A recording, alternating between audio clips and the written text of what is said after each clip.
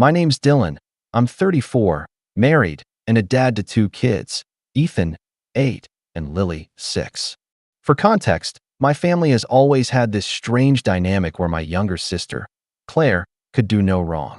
I used to think it was just the typical youngest child gets spoiled thing, but as I got older, I realized it was something much deeper and uglier.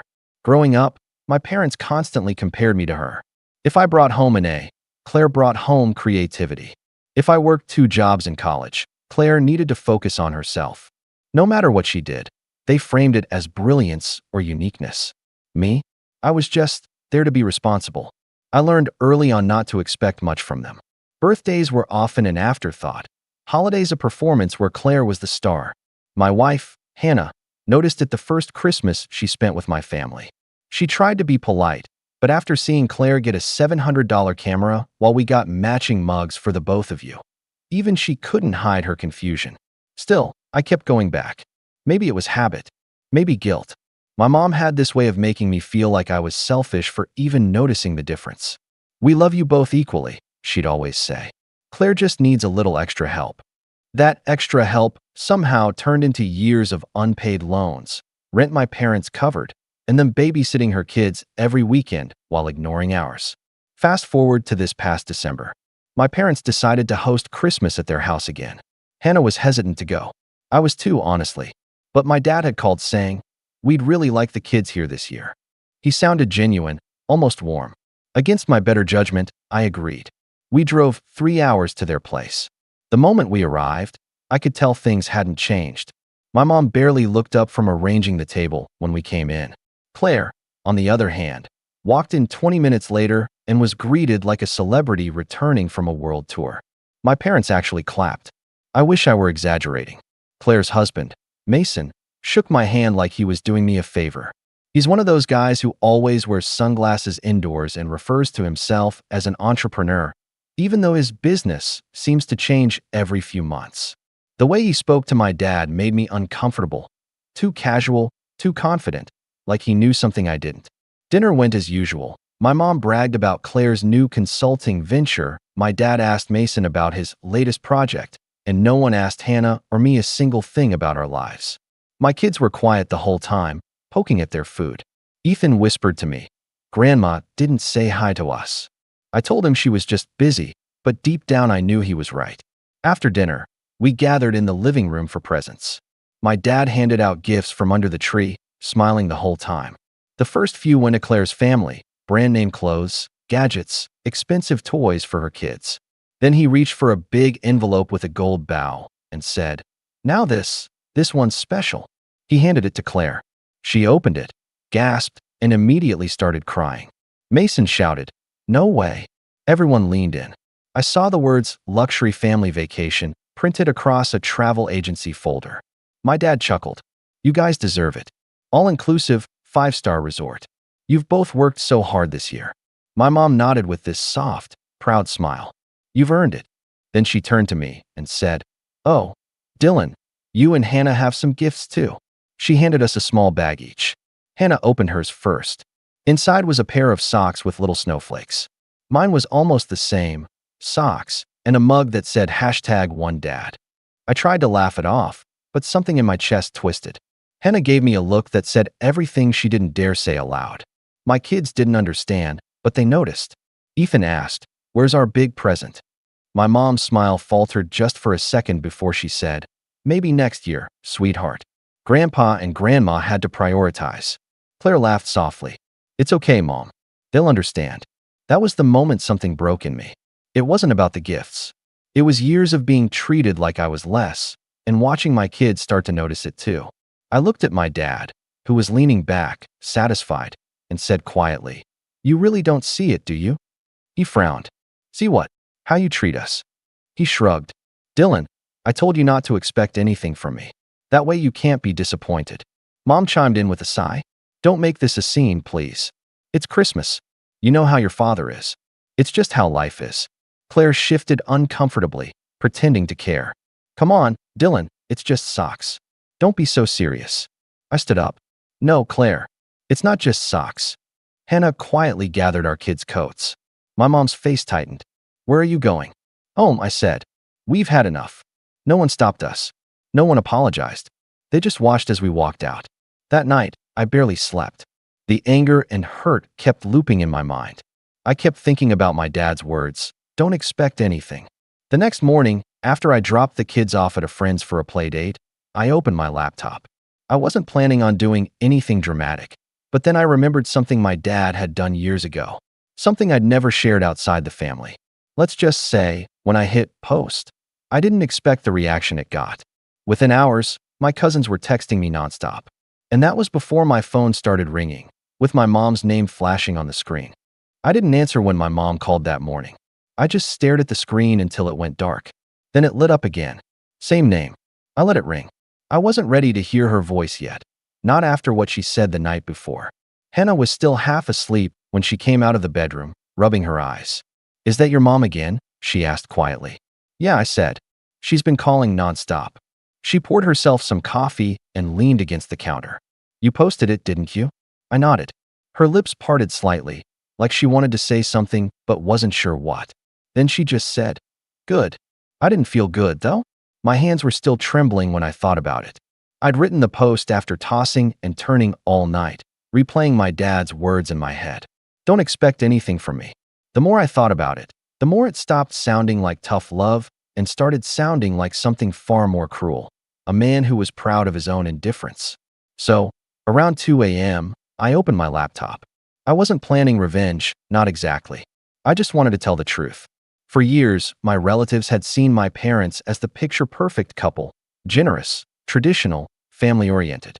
My mom always made sure to send out long Christmas newsletters bragging about Claire's achievements and carefully sprinkling in small updates about our son Dylan and his family. I was never mentioned by name beyond that. So, I decided to write my own version of a family update. I began by telling the story of how my parents had treated us growing up, the endless favoritism, the dismissed birthdays, the loans they gave Claire that somehow turned into gifts, the way they made me feel guilty for asking for the smallest things. I described, in detail, what happened at Christmas. The socks, the mug, the vacation envelope. But the part that made my cousins text me in shock wasn't any of that. It was the story from when I was 16.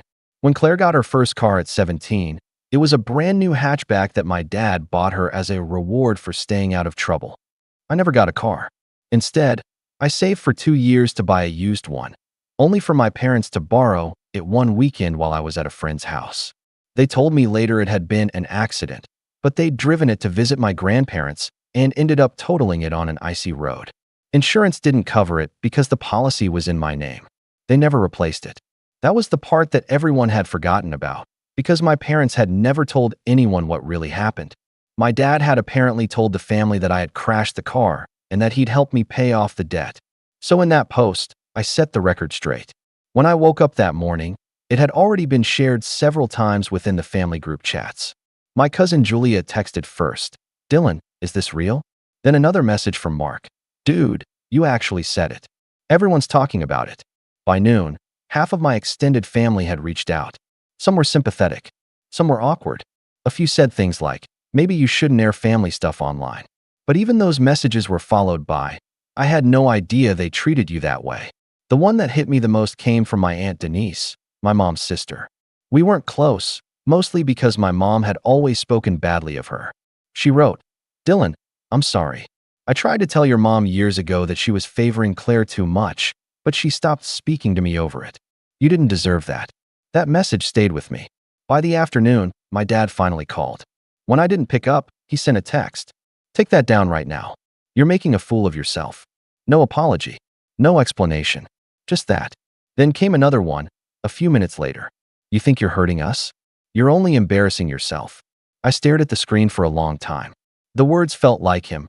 Cold, mechanical, never once taking responsibility. Hannah sat beside me on the couch, scrolling through her phone. "You don't have to respond," she said. "I know," I replied. "But I kind of want to." She glanced at me. "Just be careful what you say. He's not going to change." I nodded. She was right. But part of me needed to say something. So I typed back, "I'm just telling the truth. You can call it embarrassing if it helps you sleep, but I'm done pretending it didn't happen." I didn't send it right away. I hesitated for almost a minute before pressing send. When I finally did, I felt this strange calm settle over me, like I'd exhaled for the first time in years. My dad didn't respond, but 10 minutes later, my mom called again. This time, I picked up. Her voice came through tight, trembling. "Dylan, what did you do?" "I told the truth," I said quietly. "You're destroying our family." "Mom, you destroyed it a long time ago." I just stopped covering for it. There was silence on the line. For a moment, I thought she might actually apologize, but instead she said, "You have no idea what you've started. Your father is furious." I laughed once softly. "He's always furious. The only difference is now people see it." Then she said something that stuck with me. "Do you really think anyone will believe you over us?" That sentence hit harder than anything else she'd said. It wasn't just arrogance, it was a confession. They had built their image so carefully that they actually believed their version of the story couldn't be challenged. "I guess we'll find out," I said, and hung up. That night, Hannah and I took the kids to get ice cream. We didn't talk about my parents. It felt good to be out, to laugh with Ethan and Lily, to just feel normal. For once, Christmas didn't end with me feeling small. But the peace didn't last long. 2 days later, my cousin Julia called. "Dylan, you might want to check Facebook," she said. I opened the app and saw it instantly. My mom had posted a long, dramatic message about family betrayal and false accusations meant to tear apart loved ones. It was written in that same sugary tone she used in her Christmas newsletters, but now she was painting herself and my dad as victims of a hurtful misunderstanding. The comments were full of sympathy from their friends. "You two are such good parents. Ignore the negativity. Some kids just don't appreciate what they have." It was like watching a performance, one they'd rehearsed their whole lives. But underneath the post, there were comments from family members, people who had seen my post first. Julia wrote, "Maybe there's another side to this story that should be heard." Aunt Denise added, "It's not a misunderstanding when it's a pattern." Within hours, the comment section turned into a quiet war zone. I didn't reply to any of it. I didn't need to. The truth was doing the work for me. Still, the more attention it got, the angrier my parents became. They started messaging relatives privately, trying to convince them that I'd twisted everything. Some cousins believed them. Some didn't. But the one thing they couldn't undo was that now everyone knew. By the end of that week, something unexpected happened. Claire texted me. Her message was short. "You've really messed things up this time." I stared at her name for a long time before replying. "I'm just tired of pretending everything's fine." She replied almost instantly. "You're jealous, Dylan. You always have been. That's the real issue here." I almost laughed. That was the same line my mom had used my entire life whenever I pointed out the unfairness. But before I could even type a response, another message came through from her. "You have no idea what you've started." It was almost word for word what my mom had said. That's when I realized they weren't scared of embarrassment. They were scared of what might come next. Because I hadn't told everything yet. And if they wanted to play that game, I had something far worse than a Facebook post. Something that would make every perfect parent photo they'd ever posted crumble.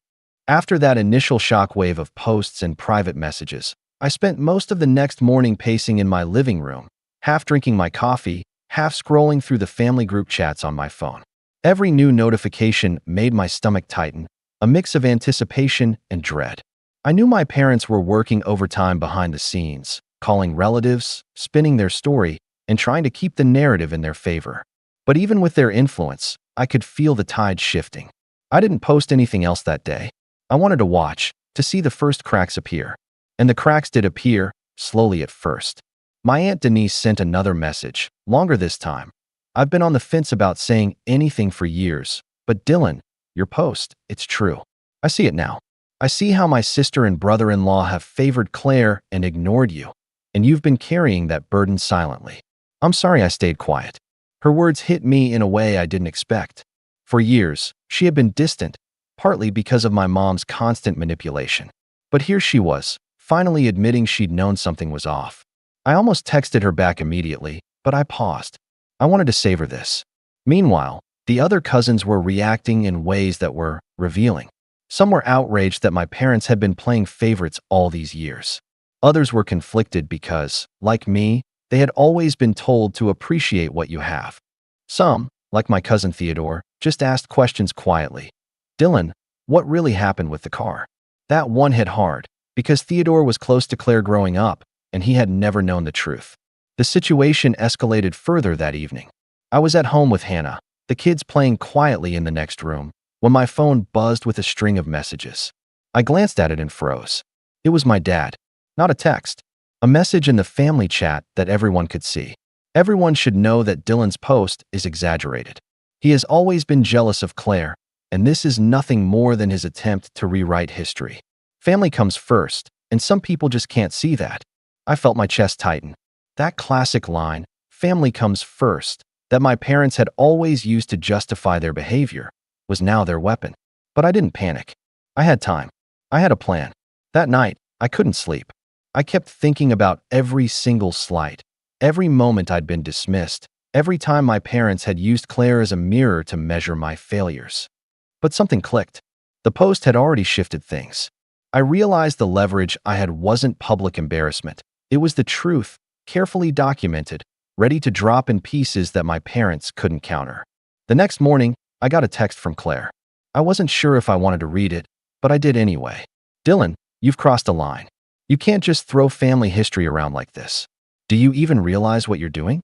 I stared at it for a long time, fingers hovering over the keyboard.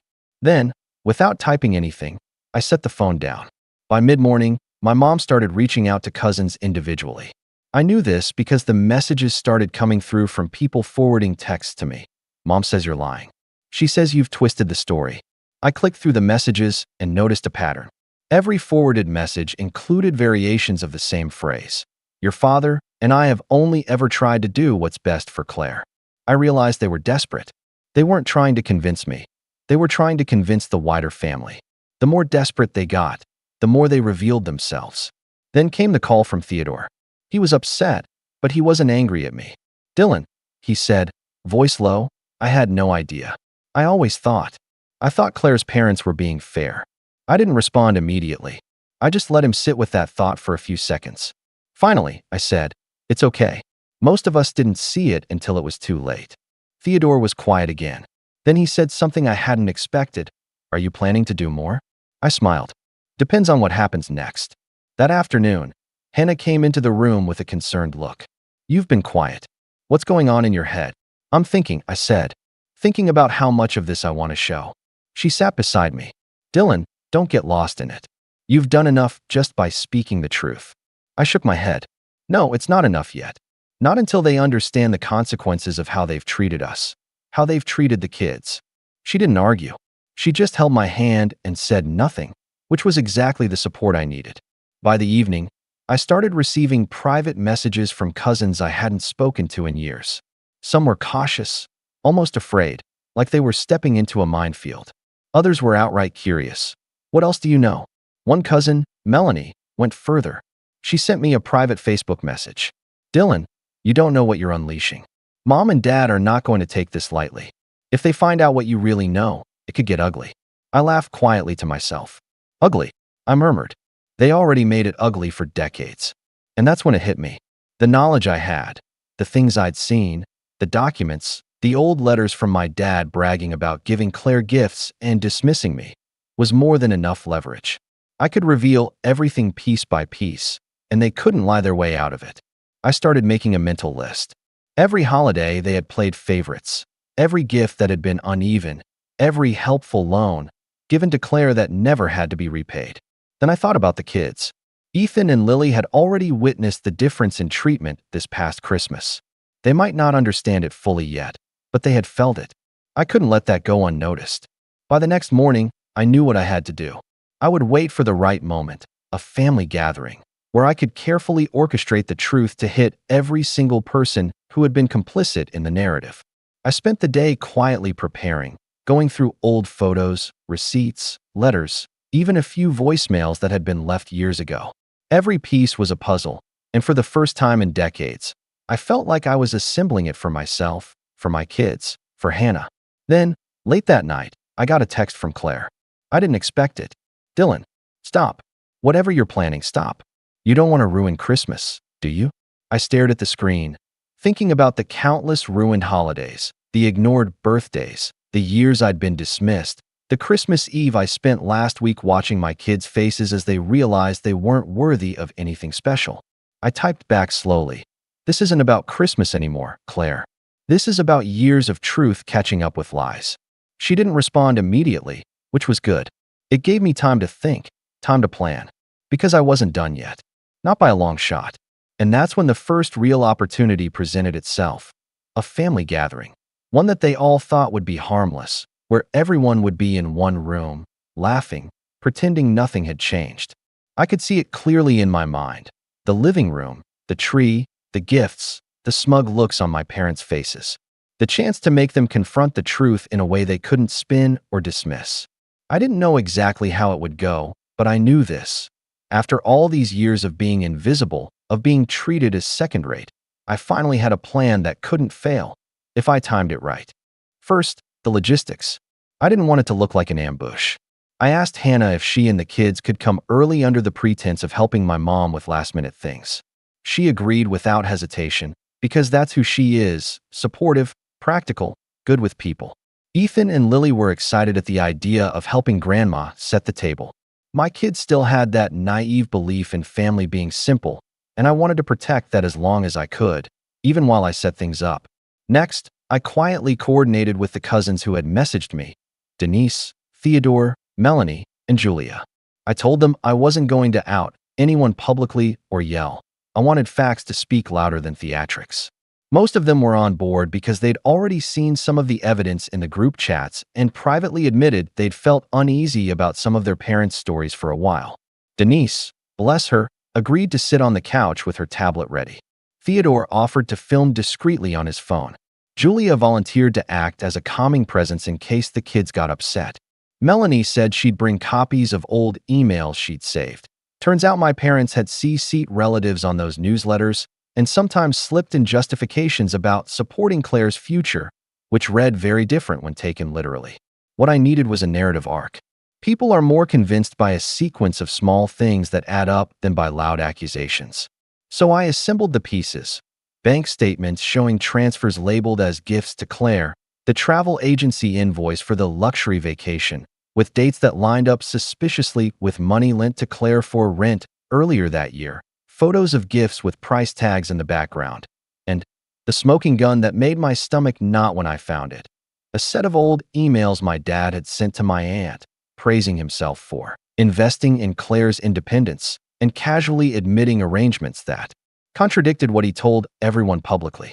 The old voicemail from when I was 17, the one where he told me not to worry because he'd take care of the car situation, but never did, I had transferred to my laptop.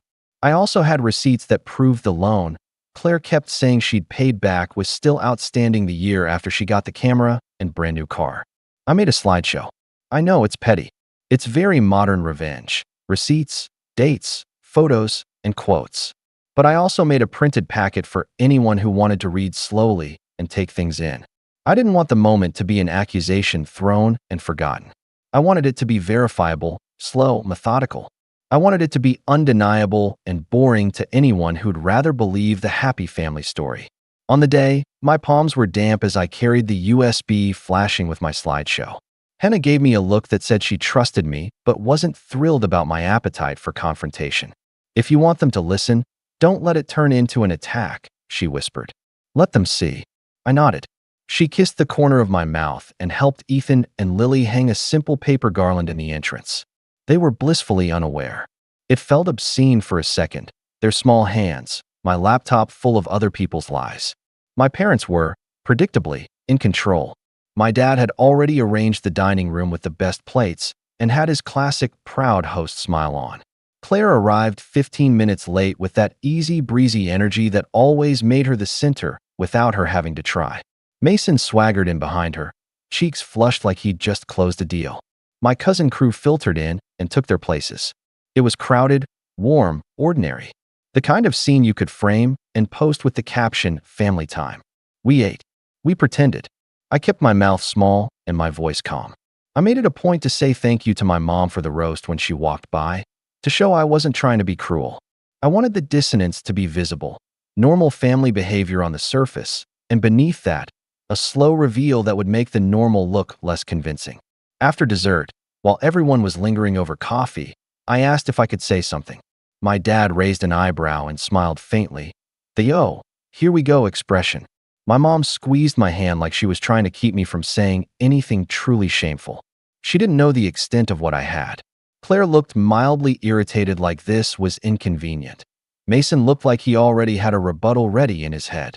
I stood up, cleared my throat, and told them I'd brought something to share because there were a few family stories that had been told for too long without the full context. I told them it would be quick and that I only wanted to ask for honesty and for people to read the documents afterwards if they wanted to. My voice was steady, which surprised me.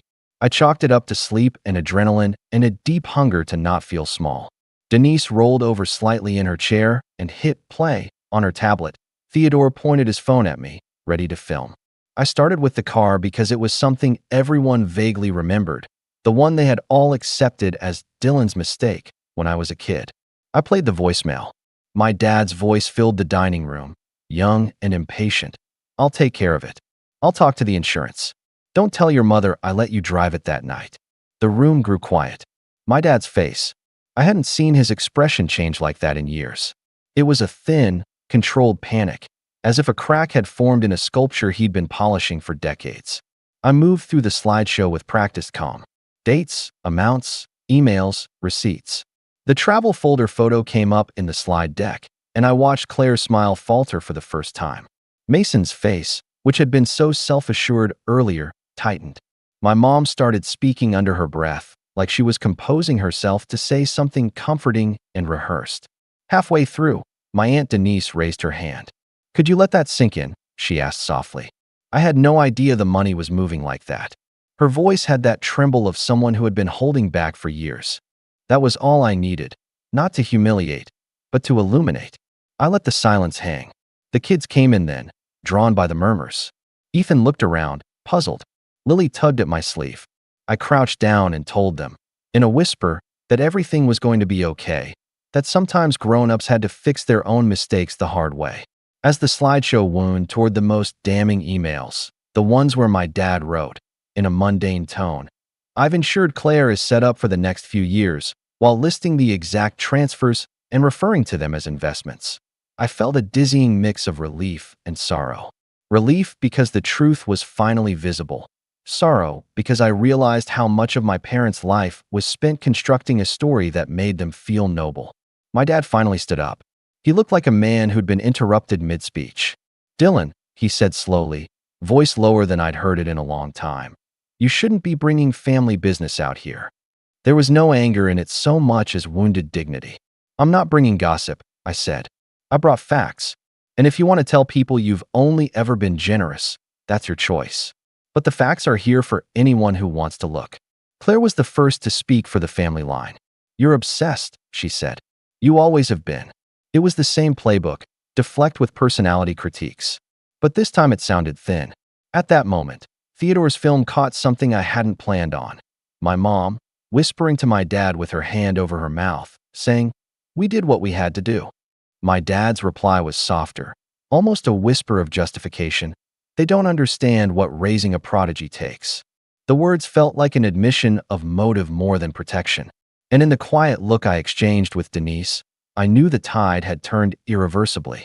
Then Mason, who had been mostly watching, straightened and announced loudly, "We did nothing wrong.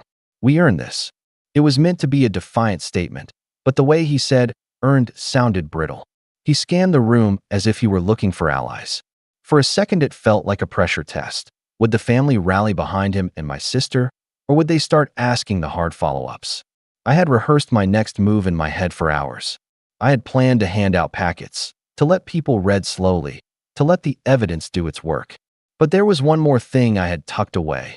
A single email thread that tied everything together, a message from a cousin's spouse that my parents had blindly forwarded to the whole family, where my dad joked about keeping up appearances and, in doing so, acknowledged the performative nature of their generosity in a way that, if read in public, would fracture the story my parents told themselves every day. I reached into my pocket for the printed packet. I could feel the weight of the paper, of the moment.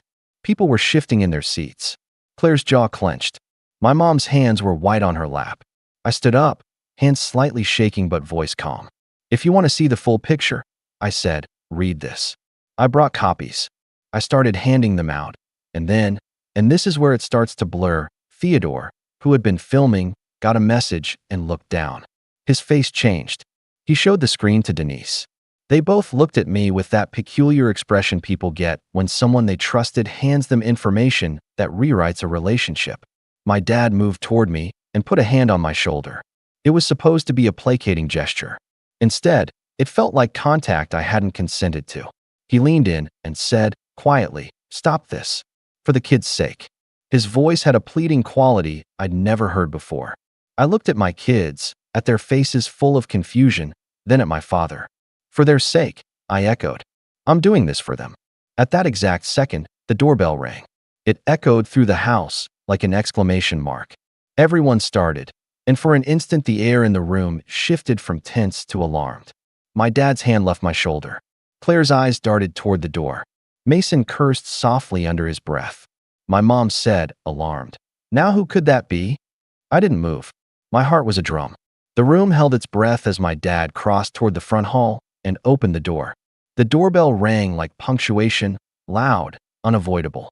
My dad crossed the hall and opened it slowly, like he expected a neighbor with a pie or a cousin who'd forgotten their keys. Instead, a woman stood on the porch in a smart navy blazer, a man in a suit behind her, and a courier with a thick envelope to the side. The woman had a badge clipped to her coat and a polite, professional look that made everything else in the hallway feel amateurish. "Mr. Harper?" she asked. My dad's face tightened. "Yes. I'm Detective Rowan with the County Financial Crimes Unit, and this is Mr. Collins from the bank's compliance department. We have a few questions and a notice to serve regarding irregular transfers from your accounts to third parties, one of which has been flagged as potentially fraudulent. We'd like to speak with you." Time slowed. For the first time since I was a kid and my dad narrated stories as if he were a benevolent benefactor, he looked small. The proud posture that had been his armor for decades sagged like something that had been propped up too long. My mom's hand flew to her mouth. Claire's smile disappeared as if someone flipped a light switch. Mason's jaw clenched so hard I swear I could hear the strain. The courier handed my dad the envelope. Thick, stamped, official. He opened it with hands that trembled. The room hummed. Denise's tablet slipped and clattered to the rug. Theodore's phone kept filming, though his hands weren't steady anymore. People were whispering. Ethan wandered closer to see the commotion. Lily hid behind Hannah's skirt. Detective Rowan read out the short version as calmly as she could in front of everyone. "We have a complaint from a third party alleging that funds were knowingly mischaracterized and transferred in a way that violates the terms of certain loans and insurance claims. We're here to ask you to come down to the station for a voluntary interview and to inform you that legal counsel has been advised. We can leave the paperwork with you now." My dad's face went a hard, waxy white. He looked at my mom, then at Claire, then back at the officers. "This must be some mistake," he said, voice low. "We have always been careful. We've only ever helped family." Detective Rowan tilted her head, once as if to say she'd heard that defense many times before. "Helping family is not a defense to misrepresentation and may be subject to civil liability and potentially criminal investigation, depending on intent and documentation. We'll need to review bank statements and correspondence. If you have legal representation, we advise you to call them now." Mason, who had been growing red in the face since I started the slideshow, interrupted. "This is ridiculous. Who called you? Who would make these allegations?" He looked at me as if I were the villain. For a second the room bent toward panic. My mom started whispering, and my dad reached for the envelope like it might buoy him back to shore. Then Aunt Denise, steady and quiet, stood up and said, "We did not call you, detective." Her voice was soft but carried. "We've been sitting in this house for years watching family get lauded for behavior that wasn't what it seemed. My conscience couldn't carry it anymore. I did speak with someone, yes. I sent copies of emails and those newsletters. I didn't expect a formal probe. I expected honesty. You could almost hear the oxygen shift. It had the feel of a small dam cracking. My parents' defense, the neat framing they'd invested in for decades, simply wouldn't hold under that much visible scrutiny. Detective Rowan asked my dad some carefully precise questions about accounts, transfers, and whether he understood the terms of loans and insurances he'd signed or authorized. My dad's answers were evasive, legalistic, and for the first time wholly unhelpful. He stuttered over dates. He used vague verbs. He called everything help. The officers exchanged quiet looks that said volumes. One of them, Mr. Collins from the bank, sighed and said, "We've been trying to reconcile these entries for months. We flagged certain transfers as unusual, gifts labeled as loans, payments to third parties with unclear business purposes, repetitive transfers to the same beneficiary. We opened a formal inquiry after a creditor filed a claim that hasn't been properly accounted for." Claire tried to speak up and say it was all a misunderstanding. "There are always explanations," she said. "My parents have done a lot for me. I wouldn't have." Her voice slouched into the room like a bad prop. The detective's tone, professional and flat, cut right through it. "Ms. Bennett, part of our process is to quantify transfers and examine intent. If you have documentation proving repayment or business justification, please bring it forward. If not, your signatures on any agreements you acknowledged could be scrutinized." The word signatures landed like a stone. Mason's confident, practiced arrogance evaporated into a thin sheen of fear. He'd always talked about networks and investments in a way that made him sound larger, but now his bravado looked like cover. The whole family saw it. As the officers explained their next steps, that they'd be interviewing family members, possibly requesting subpoenas for financial records, and that civil action could follow, my parents went from indignation to pleading.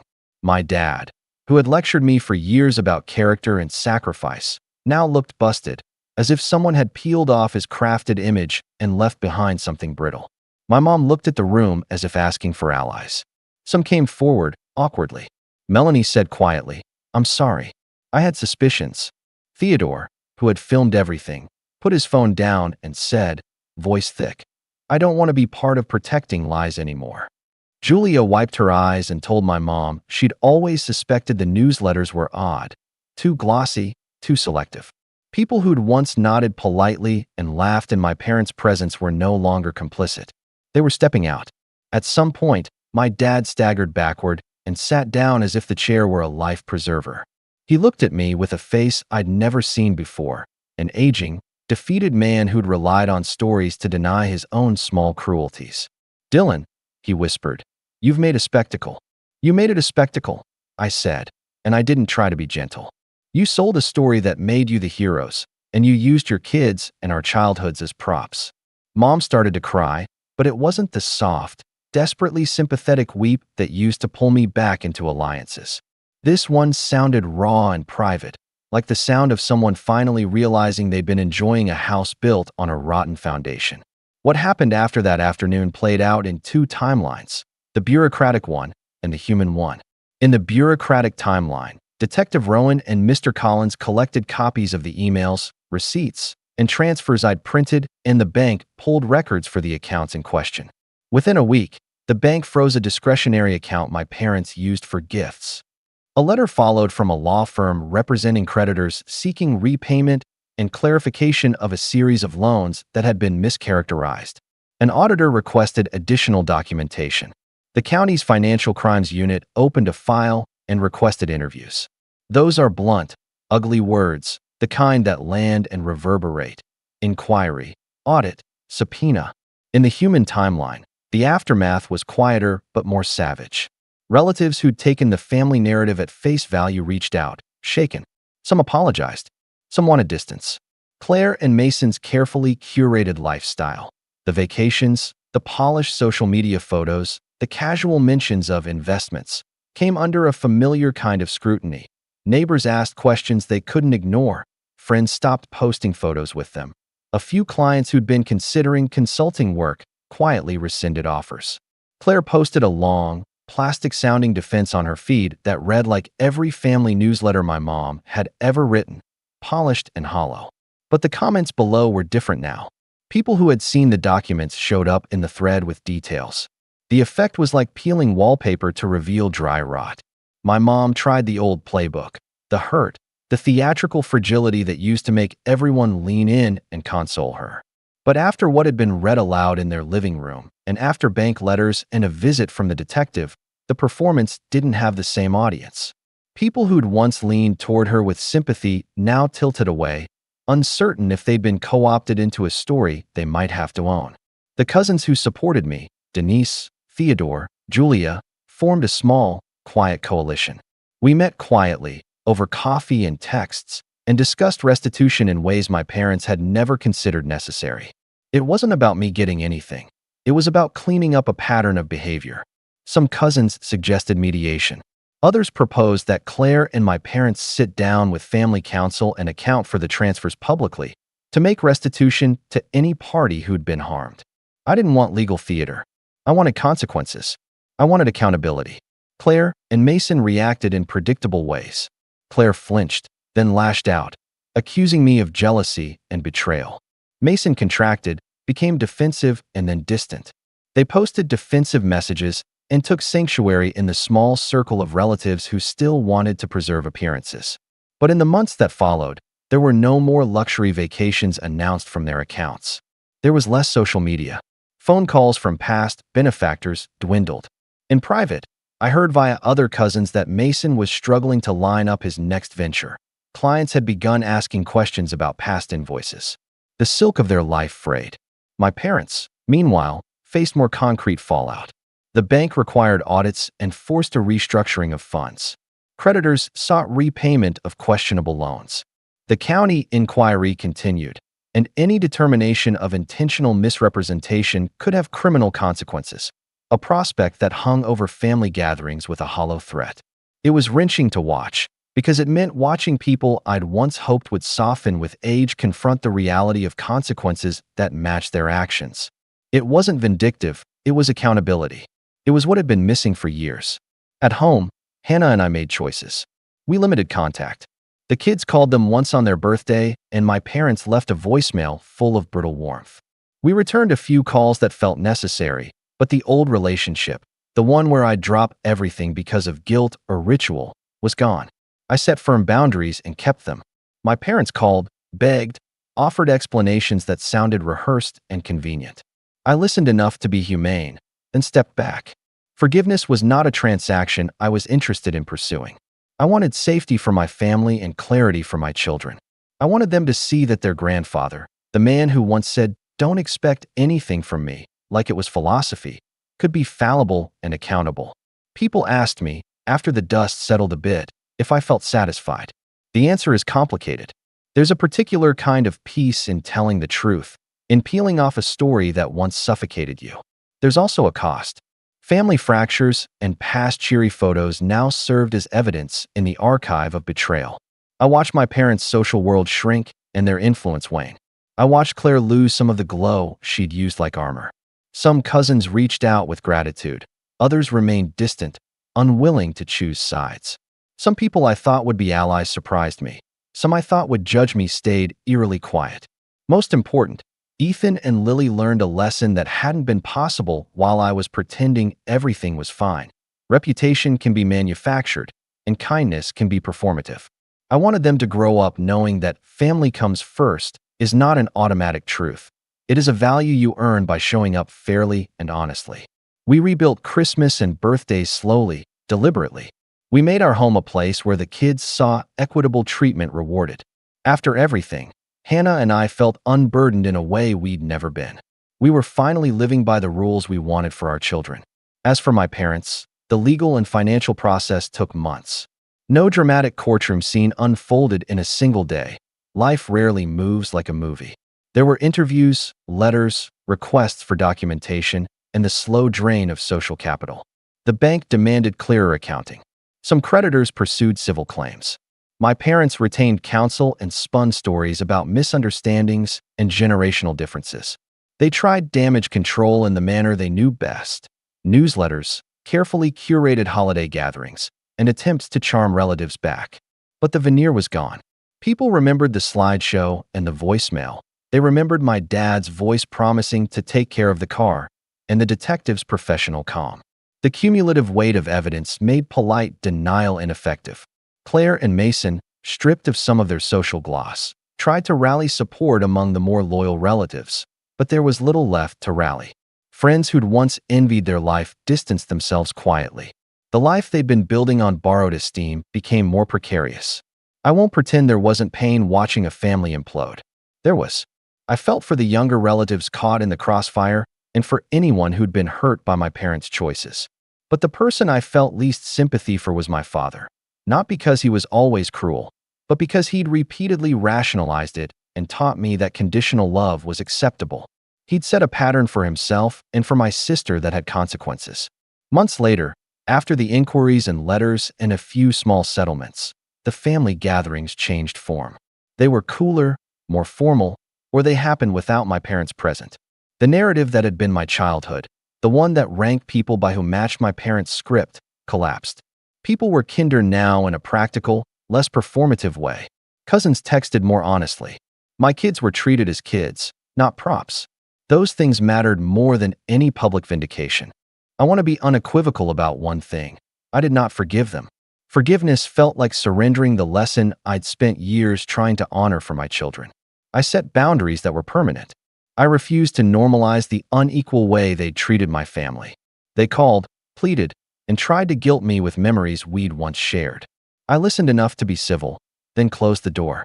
Regret is not the same as accountability. I wanted the latter. In the end, what happened was simple in its arc and complex in its aftermath. I told the truth publicly. I gathered evidence. Cousins and a few brave relatives corroborated or came forward, and an official inquiry followed that revealed the scale of my parents' misrepresentations. The consequences were financial audits, frozen accounts, legal letters, and reputational collapse. Claire and Mason lost some of their social standing and opportunities. My parents faced potential civil liabilities and the ongoing strain of an investigation. The family was fractured, but, for the most part, clearer. We rebuilt our holiday traditions on honesty and fairness. I stopped pretending they were the benevolent, perfect parents they presented themselves to be. They became, in public and private, people facing the consequences of choices they'd made for decades. Was it cruel? Perhaps, but staying silent felt crueler. My children deserved better than a legacy of favoritism disguised as generosity. So I made a choice: truth over comfort, accountability over performative sameness, and boundaries instead of old, destructive rituals. In the months that followed, the legal and financial consequences settled into a slow, inevitable rhythm. My parents were forced to restructure their accounts, repay some debts, and attend meetings with auditors and legal advisors. Claire and Mason quietly retreated from the social circles they'd flaunted for years, their luxurious vacations and lavish displays no longer a shield. The cousins who had once gone along with the favoritism slowly aligned with truth, some apologizing for staying silent, others simply keeping their distance. For my part, I focused on my family, Hannah, Ethan, and Lily. We rebuilt holidays and birthdays with fairness, laughter, and traditions that weren't tainted by favoritism. The kids learned a lesson about honesty, accountability, and boundaries without growing up under the shadow of my parents' manipulations. As for my parents, the proud, controlling personas they had spent decades cultivating crumbled. They tried to charm relatives, plead, and justify their actions, but the truth was out. Their influence was diminished, and their carefully constructed image lay in ruins. I didn't forgive them. I didn't need to. Accountability had replaced illusion, and that was enough. In the end, I walked away from the chaos with my children's trust intact, my conscience clear, and the knowledge that some truths, once revealed, cannot be ignored. My parents were left to face the reality of the consequences they had long ignored, and I finally felt free. Thanks for watching. Share your thoughts in the comments. If you like this story, don't forget to like and subscribe for more content like this. I'm Isaac, 27, and I've always been the odd one out in my family. Not because I was rebellious or caused trouble, but because I didn't fit their mold. My parents, especially my dad, built their lives around appearances. Every family photo, every holiday, every word that left their mouths seemed rehearsed, meant for an audience. My older sister, Lydia, fit right in. She was the golden example, polished, confident, and perfectly attuned to the tone my parents expected. I was quieter, more reserved, and, as my mom once phrased it, not quite the family type. I used to think she meant I wasn't social enough. Later, I realized she meant I didn't play the part. My dad's 60th birthday dinner was supposed to be a family affair, as my mom put it, something meaningful and intimate. She made a big deal out of inviting everyone weeks in advance. Lydia and her fiancé, a few of Dad's business friends, even my cousin Joel, who barely showed up to anything unless there was free food or networking involved. I wasn't going to go at first. After the last few years, I'd grown used to keeping my distance. But when Dad called personally and said, "It would mean a lot to me if you came," I agreed. I told myself maybe, just maybe, things could be different. The restaurant they chose was one of those upscale places where the lighting is dim and the menus don't list prices. I arrived early, which turned out to be my first mistake. My family was already there, all smiles and laughter, glasses clinking. Lydia spotted me and waved me over, but it was the kind of wave you give someone you barely know. She leaned across the table, her perfume sharp and floral, and said, "You made it." I told Dad you might flake. I smiled anyway and sat down at the only empty chair, on the far end, slightly separated from the rest. Dad looked good for 60, broad-shouldered, confident, the kind of man who filled a room even when he wasn't talking. When he saw me, his expression softened. "There's my boy," he said. "Did you find the place all right?" I nodded, trying to ignore Lydia's smirk. Dinner started out fine. The conversation swirled around business, Lydia's new promotion, Dad's plans for retirement. Every time I tried to add something, mentioning my small graphic design studio or the fact that I'd recently landed a client overseas, it got brushed off. Lydia would glance at her fiancé and say something like, "That's cute, Isaac's doing his little projects again," before changing the subject. My parents didn't correct her. They never did. I'd grown used to it, but that night it stung more than usual. Maybe it was because I'd actually been doing well lately, finally making enough to stand on my own. Maybe it was because Dad had sounded so genuine on the phone when he said he wanted me there. Whatever it was, I tried not to show it. I just smiled and sipped my water while they ordered bottles of wine and laughed about people I didn't know. Halfway through the meal, Lydia started a story about her engagement party, the one I hadn't been invited to. She was describing the decorations and the champagne tower when she stopped mid-sentence, turned to me, and said, "Oh, that's right. You didn't come, did you? Or were you not invited?" Her tone was teasing, but the look in her eyes was sharp, deliberate. Mom chuckled softly, the way she always did when Lydia said something cutting. "Don't start, Lydia," she said, but she was smiling. Dad shook his head, more amused than annoyed. "Let's not pick on Isaac," he said, though he didn't really sound serious. "He's here now, that's what matters." The rest of the table laughed lightly, like it was all harmless fun. I forced a smile and said nothing. When the waiter came around to take dessert orders, Lydia leaned over and said, "You're quiet tonight, little brother." Not feeling talkative. I shrugged. "Just listening." She tilted her head, her eyes glinting in the candlelight. "You've always been more of an observer, haven't you? Not really one of us." That line hung in the air. I heard it echo louder than the chatter around us. "Not really one of us." She said it casually, almost sweetly, but everyone at the table went quiet for a beat too long. Then Dad laughed to break the tension. "Come on now, Lydia. Don't be rude." I waited for someone to disagree with her, for Mom to step in and say something kind. But no one did. They just laughed it off and went back to their wine. I smiled faintly and excused myself to the restroom, more to breathe than anything else. Staring at my reflection in the mirror, I wondered why I'd come. I looked tired. My tie felt too tight, my suit a little out of place in this room full of people who'd long decided where I stood. I told myself I'd make it through dessert, say happy birthday, and leave quietly. When I got back, the waiter was carrying out a large cake, 3 layers, frosted and decorated with gold details. Everyone clapped as Dad stood for a toast. Glasses were raised, and Lydia began speaking first, naturally. "To the best father anyone could ask for," she said, looking radiant under the soft lighting. "For everything you've done for us, me, Mom, even Isaac." A few laughs. "You've taught us what family means."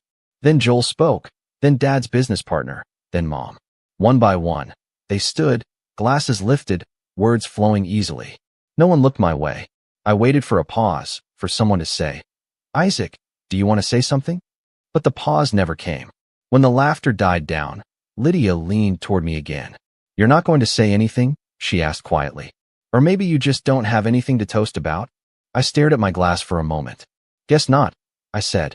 The table erupted in chatter again, moving on like nothing had happened. I sat there, pretending to be absorbed in the flame of the candle in front of me, when the waiter suddenly tapped my shoulder. He looked hesitant, polite. "Excuse me, sir," he said softly. "Your family asked if you could handle your part of the bill separately." Should I bring it to you now? I blinked. What? They mentioned you'd be paying for yourself tonight. For a second, I couldn't even respond. The noise around me dulled. I glanced toward my family. They were still laughing, glasses raised, oblivious. Lydia was showing her engagement ring to Dad's friend, her hand glittering in the light. I nodded slowly. Yeah, I said to the waiter. Go ahead. Bring me my check. When he left, I looked at them one more time. They didn't even notice. Something in me shifted then, not anger exactly, but a deep, final clarity. I paid my bill, folded the receipt neatly, and stood. The chair scraped lightly against the floor, catching Lydia's attention for the first time in what felt like hours. She frowned. You're leaving? I smiled. Yeah, I think I've stayed long enough. Dad turned, startled. Wait, don't go. He called as I started walking toward the door. But I didn't look back. And as I stepped outside into the cool night air, one thought settled in my mind, steady and sharp. This was the last time I'd ever be the outsider in my own family's story. Because next time, when they called my name, it wouldn't be for a dinner. It would be for something they never saw coming. The days after that dinner felt strangely quiet. I went home expecting to feel angry, but what I really felt was hollow, like something had finally burned itself out inside me. I didn't text my dad back when he sent a half-hearted, "Sorry about the confusion with the bill, son." Confusion. That's what he called it. Lydia hadn't said a word, of course. Neither had Mom. The silence told me everything. I wasn't part of their world anymore, at least not in any way that mattered to them. Still, I kept going. I buried myself in work, focusing on the design studio I'd built from scratch. It wasn't much when I started, but by then, I had a small team, a few loyal clients, and a reputation that was finally taking off. I'd poured everything into it, late nights, weekends, even skipped meals. That business wasn't just a company. It was proof I could stand on my own. A few months passed. I didn't see much of my family, except through Lydia's endless stream of social media posts, photos of brunches, spa weekends with Mom, and smiling group shots where my absence was never mentioned. Sometimes Dad would call, usually when he needed help with something techie, or just a quick favor for his company. I helped when I could, but each time I hung up, I felt like I'd given a little more of myself to people who didn't value it. Then one morning, out of nowhere, Lydia called. Isaac, I need your help with something. Her voice was overly bright, the way it always got when she wanted something. Morning to you too, I said flatly. Sorry, yeah, morning. So, Dad's planning a retirement event next month, and I'm in charge of the presentation. You know, photos, videos, some kind of slideshow thing. I figured since you're creative, maybe you could put it together? I almost laughed. The last time I'd been at one of Dad's family events, I'd been humiliated in front of everyone. But now that she needed something, suddenly I was creative. I'm kind of busy, I said. Oh, come on, she insisted. It's not a big deal. Just a few clips, some music. You'd be helping Dad, not me. Helping Dad. That phrase did it. Despite everything, I still wanted to believe he cared. So I sighed and said, fine. Send me what you have. Over the next few days, I worked on it between client projects. Lydia sent me a folder full of old family photos and grainy video clips, vacations, birthdays, business milestones. I noticed there weren't many with me in them. In fact, in the few that included me, I was often standing in the background, barely visible. I mentioned it jokingly in a text. Not a lot of me in these, huh? She replied with a laughing emoji and said, guess you were camera shy. I finished the project anyway. When I sent the final version to Lydia, she replied, looks great. Dad's going to love it. For a moment, I let myself feel proud. Maybe, I thought, this could be a small step toward making things better. A week later, I got a call from one of my clients, a corporate firm I'd recently signed with for a major branding project. The tone in their voice was tense. Isaac, we need to talk about something, the manager said. We saw some of your work featured at a recent event, and it looks like it was credited to someone else. Are you working with another agency now? My stomach dropped. What event? The Thompson and Company Retirement Gala. The presentation you made. It had your design style all over it. But the credits listed visual direction, Lydia Myers. I froze. Lydia had used my work, every image, every transition, every second of that slideshow, and put her name on it. After the call ended, I sat at my desk for a long time, staring at the computer screen. I opened the email I'd sent her, the one with the file attached, and saw that she'd forwarded it to her work address. I felt sick. I called her immediately. She picked up on the second ring, sounding cheerful. Hey, what's up? What's up? My voice was shaking. You took my work. You put your name on it. There was a pause, then a dismissive laugh. Oh, that. Isaac, it's not that deep. It was a family project. I just presented it on behalf of everyone. On behalf of everyone. I repeated slowly. It was my design, Lydia. You didn't even touch it. Relax, she said. You're overreacting. It's not like you were going to use it for anything. And it looked better with my name on it. Dad's friends know me, not you. That last part hit like a punch. You stole my work to make yourself look good in front of Dad's business friends. Don't be dramatic, she said sharply. You always make everything about you. I asked you to help, and you did. That's what family does. I hung up before I said something I'd regret. That night, I didn't sleep. I kept replaying it in my head. The casual way she brushed it off, like my time and effort meant nothing. It wasn't even about the credit anymore. It was about respect. Every time I tried to stand on my own, Lydia found a way to knock me back down. And Dad? He let her. He always did. The next morning, Dad called. I almost didn't answer. Isaac, he said warmly. The presentation was fantastic. Lydia really outdid herself, huh? I closed my eyes. She didn't do it, I said quietly. I did. There was a short silence, then a sigh. Come on, son. Don't start. Lydia told me you helped a little, but she put it all together. Don't make this about credit. It's not about credit, I said. It's about honesty. Dad's tone hardened. She did a great job, and everyone was impressed. You should be proud of your sister instead of picking a fight. Proud, I said bitterly. For stealing my work? He hesitated for a moment, then said, You always find a reason to feel left out, Isaac. Maybe it's time you stop seeing yourself as the victim. That line broke something in me. I didn't respond. I just ended the call.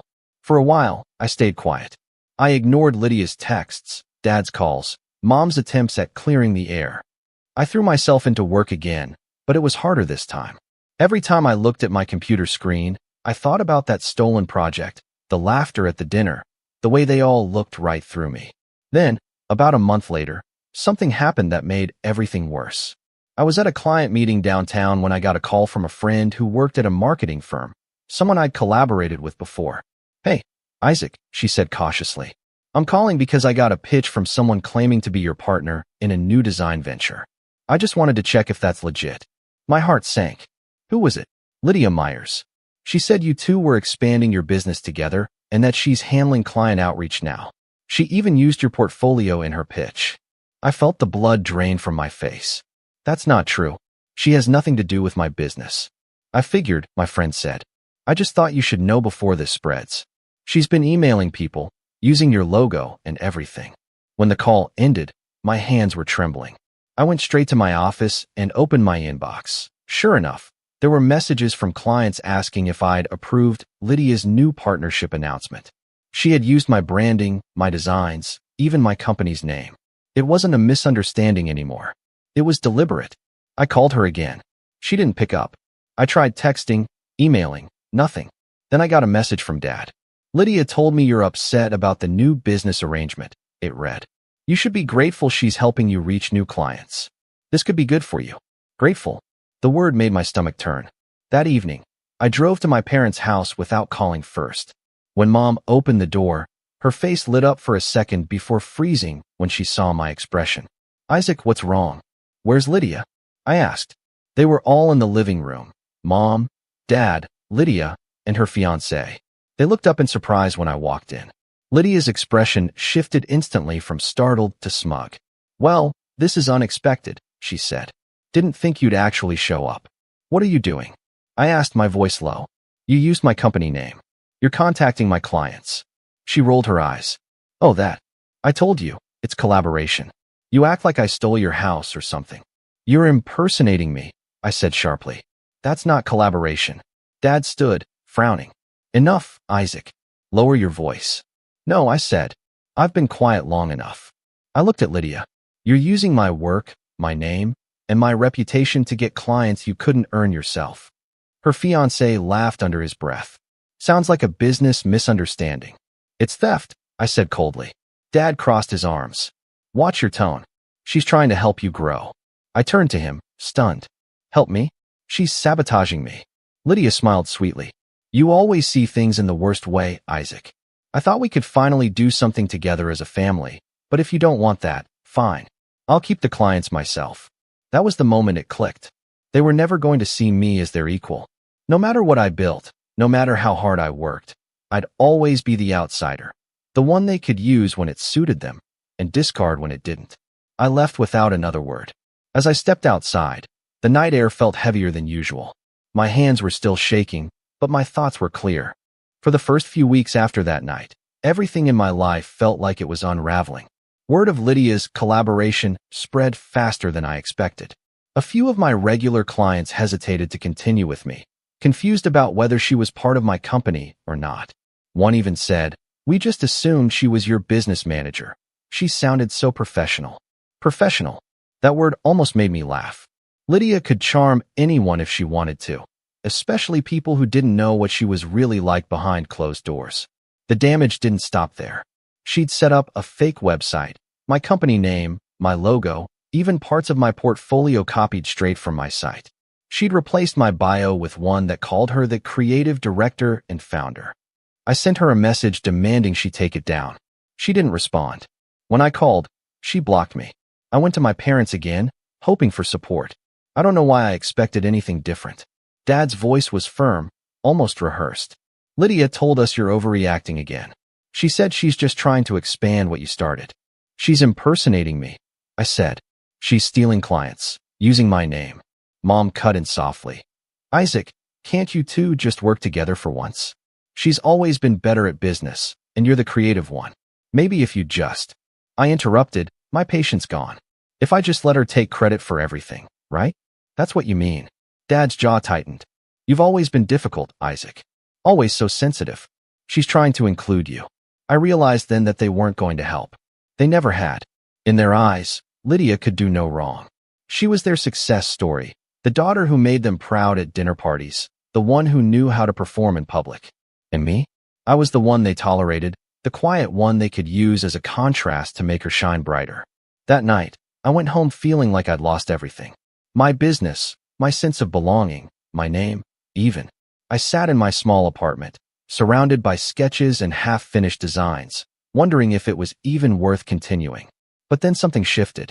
One of my clients, an older woman named Mrs. Patel, who owned a small local bakery, called me out of the blue. She'd been one of my first customers, back when my company was nothing but a desk in my bedroom. I heard about what's been happening, she said gently. Your sister contacted me too. I told her no. I only work with you, Isaac. I didn't realize how much I needed to hear that until my throat tightened. Thank you, I said quietly. She chuckled softly. You have talent, Beta. No one can take that from you. Start again if you have to.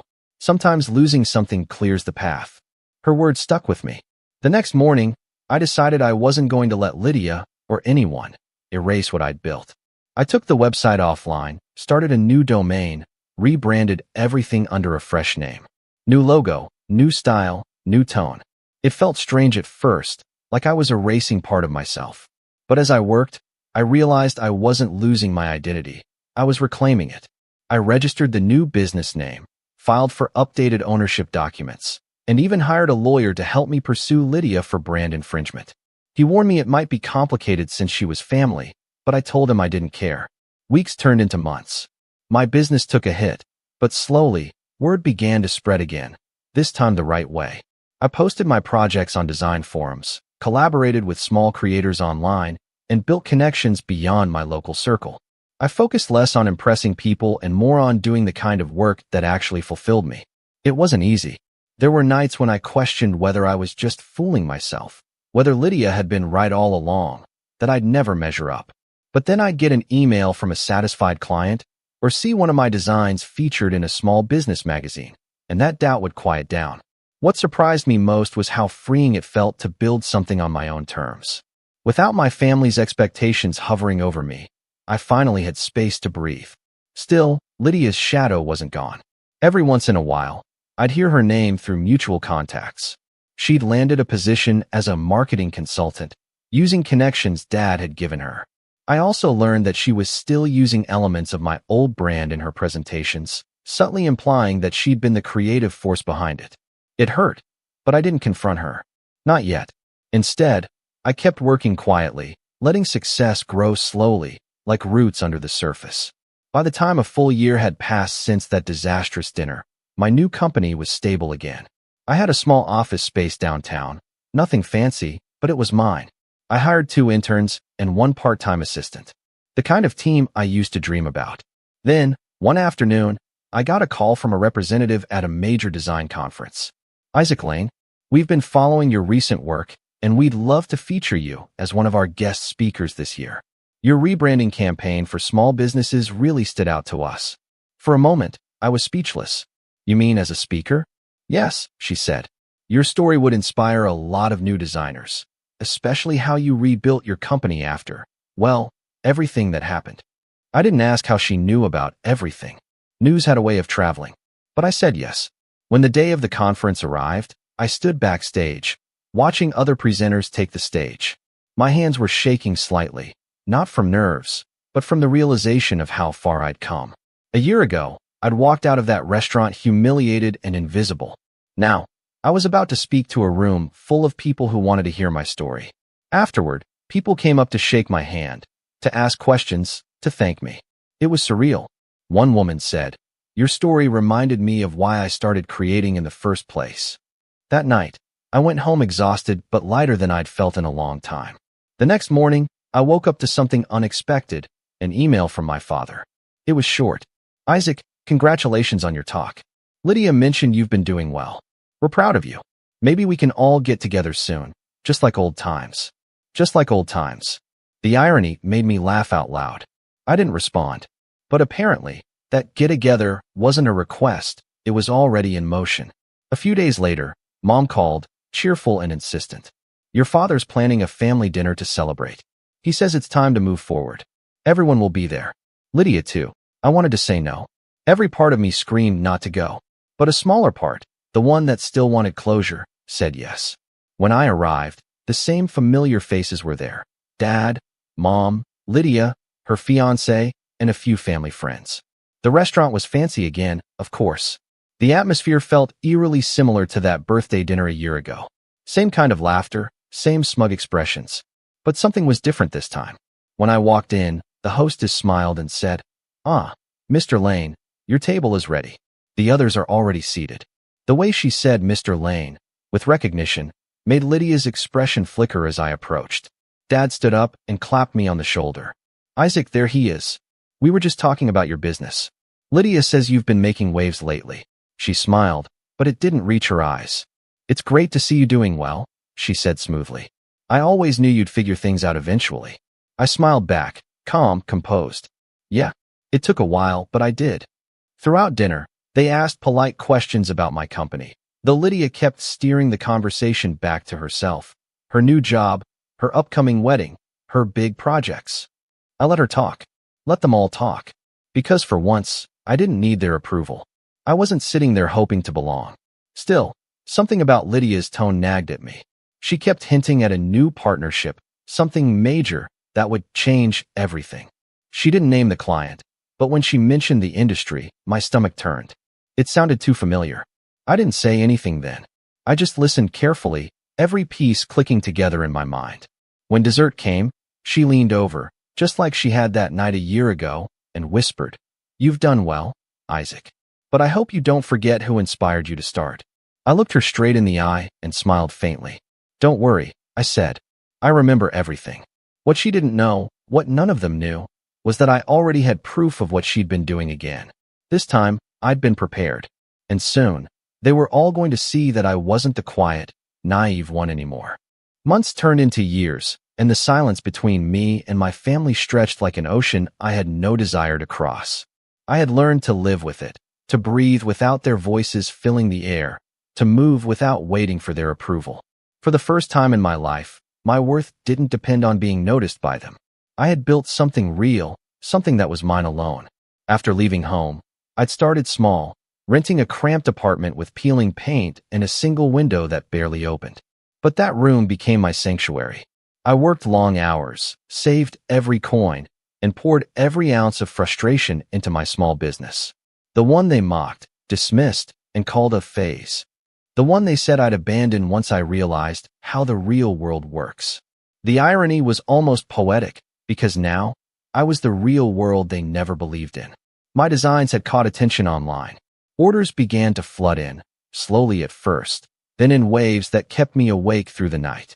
I remember the day I received my first large partnership offer, a collaboration that would pay more than my father's monthly salary had ever been.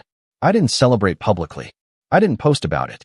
I just sat at my small desk, staring at the numbers on the screen, knowing exactly what this meant. They would regret ever doubting me. Still, I didn't reach out. I waited. I watched. And that patience became my greatest weapon. By the second year, I'd expanded. My name was starting to circulate in circles they'd once deemed too good for me. I hired a small team, people who believed in what I created, who didn't treat me like I was fragile or delusional. Every contract signed, every milestone reached, was a quiet rebellion against the years of humiliation they'd put me through.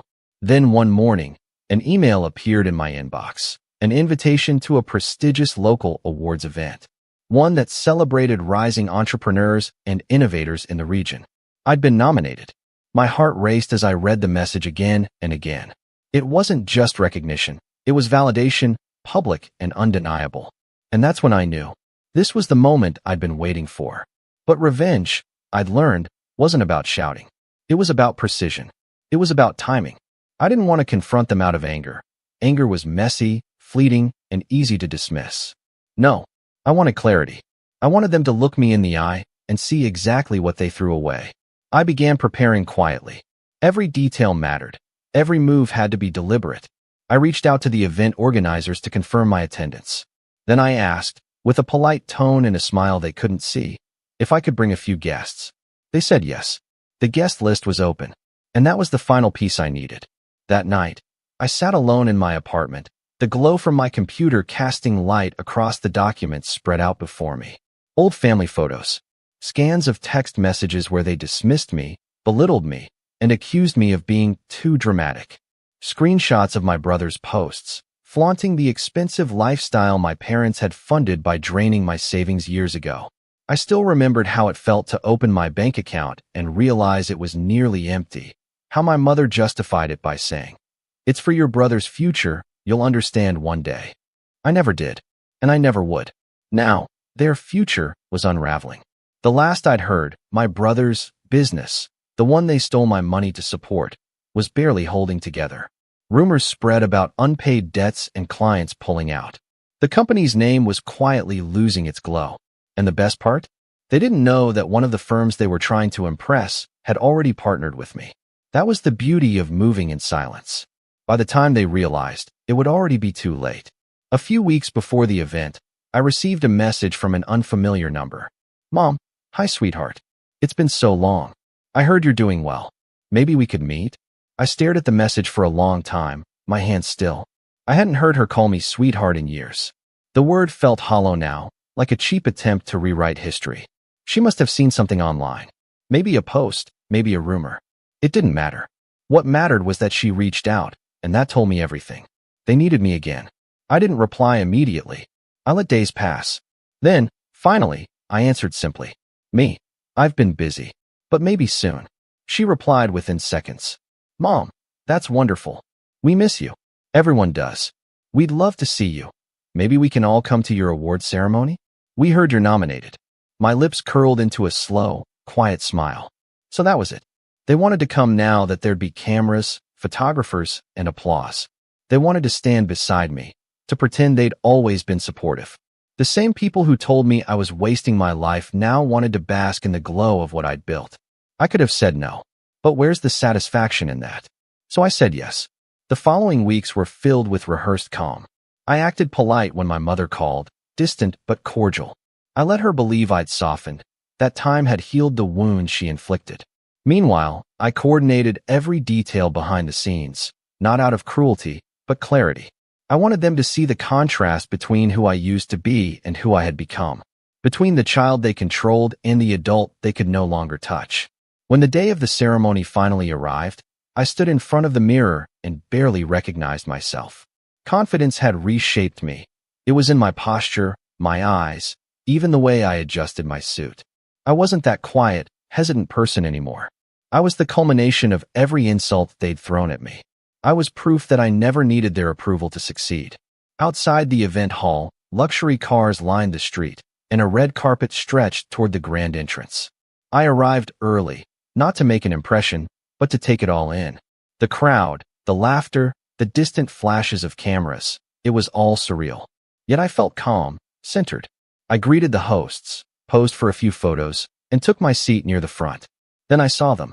My family entered together, my parents leading, my brother trailing behind, their faces a mixture of awe and nervous pride. They looked so out of place among the polished crowd. My mother's eyes scanned the room until they landed on me, and she waved enthusiastically, as if we'd never fought, never shouted, never cut each other out. I nodded politely, my expression unreadable. The game had begun. The ceremony moved slowly, each speech and award a buildup of tension I didn't need to force. I could feel their eyes on me constantly, waiting for the moment my name would be called. My mother whispered something to my father, who smiled, already rehearsing the pride he'd perform when cameras turned our way. But they didn't know what was waiting. Because when my category finally came, when the announcer called my name and applause filled the hall, I stood and walked to the stage knowing exactly what this moment meant. I accepted the award with grace, thanked my team, and smiled at the cameras. My voice didn't tremble. My hands didn't shake. When I looked out at the audience, I saw my family watching, smiling wide, believing they were part of my triumph. But I knew what came next would erase that illusion forever. When I stepped down from that stage, the applause still echoing through the hall, I didn't look at my family right away. I wanted them to sit with the image of me standing under those lights, confident, composed, unshaken. The contrast between that moment and every time they'd called me a failure was more than enough to sting. But this wasn't about temporary sting. This was about truth, raw, undeniable truth. As the ceremony moved into the dinner portion, servers glided between tables, placing plates of roasted vegetables, glazed salmon, and sparkling glasses of water. My family sat 2 tables away, their chatter loud enough to hear. My mother's laugh was forced, almost desperate. My father's voice carried that familiar edge of control. He really turned things around, didn't he? Someone nearby whispered. Isaac, the one who owns that new design firm. His story's all over the papers this week. I caught my father's glance. He heard it too. His jaw tightened before he forced a smile at the guests around him.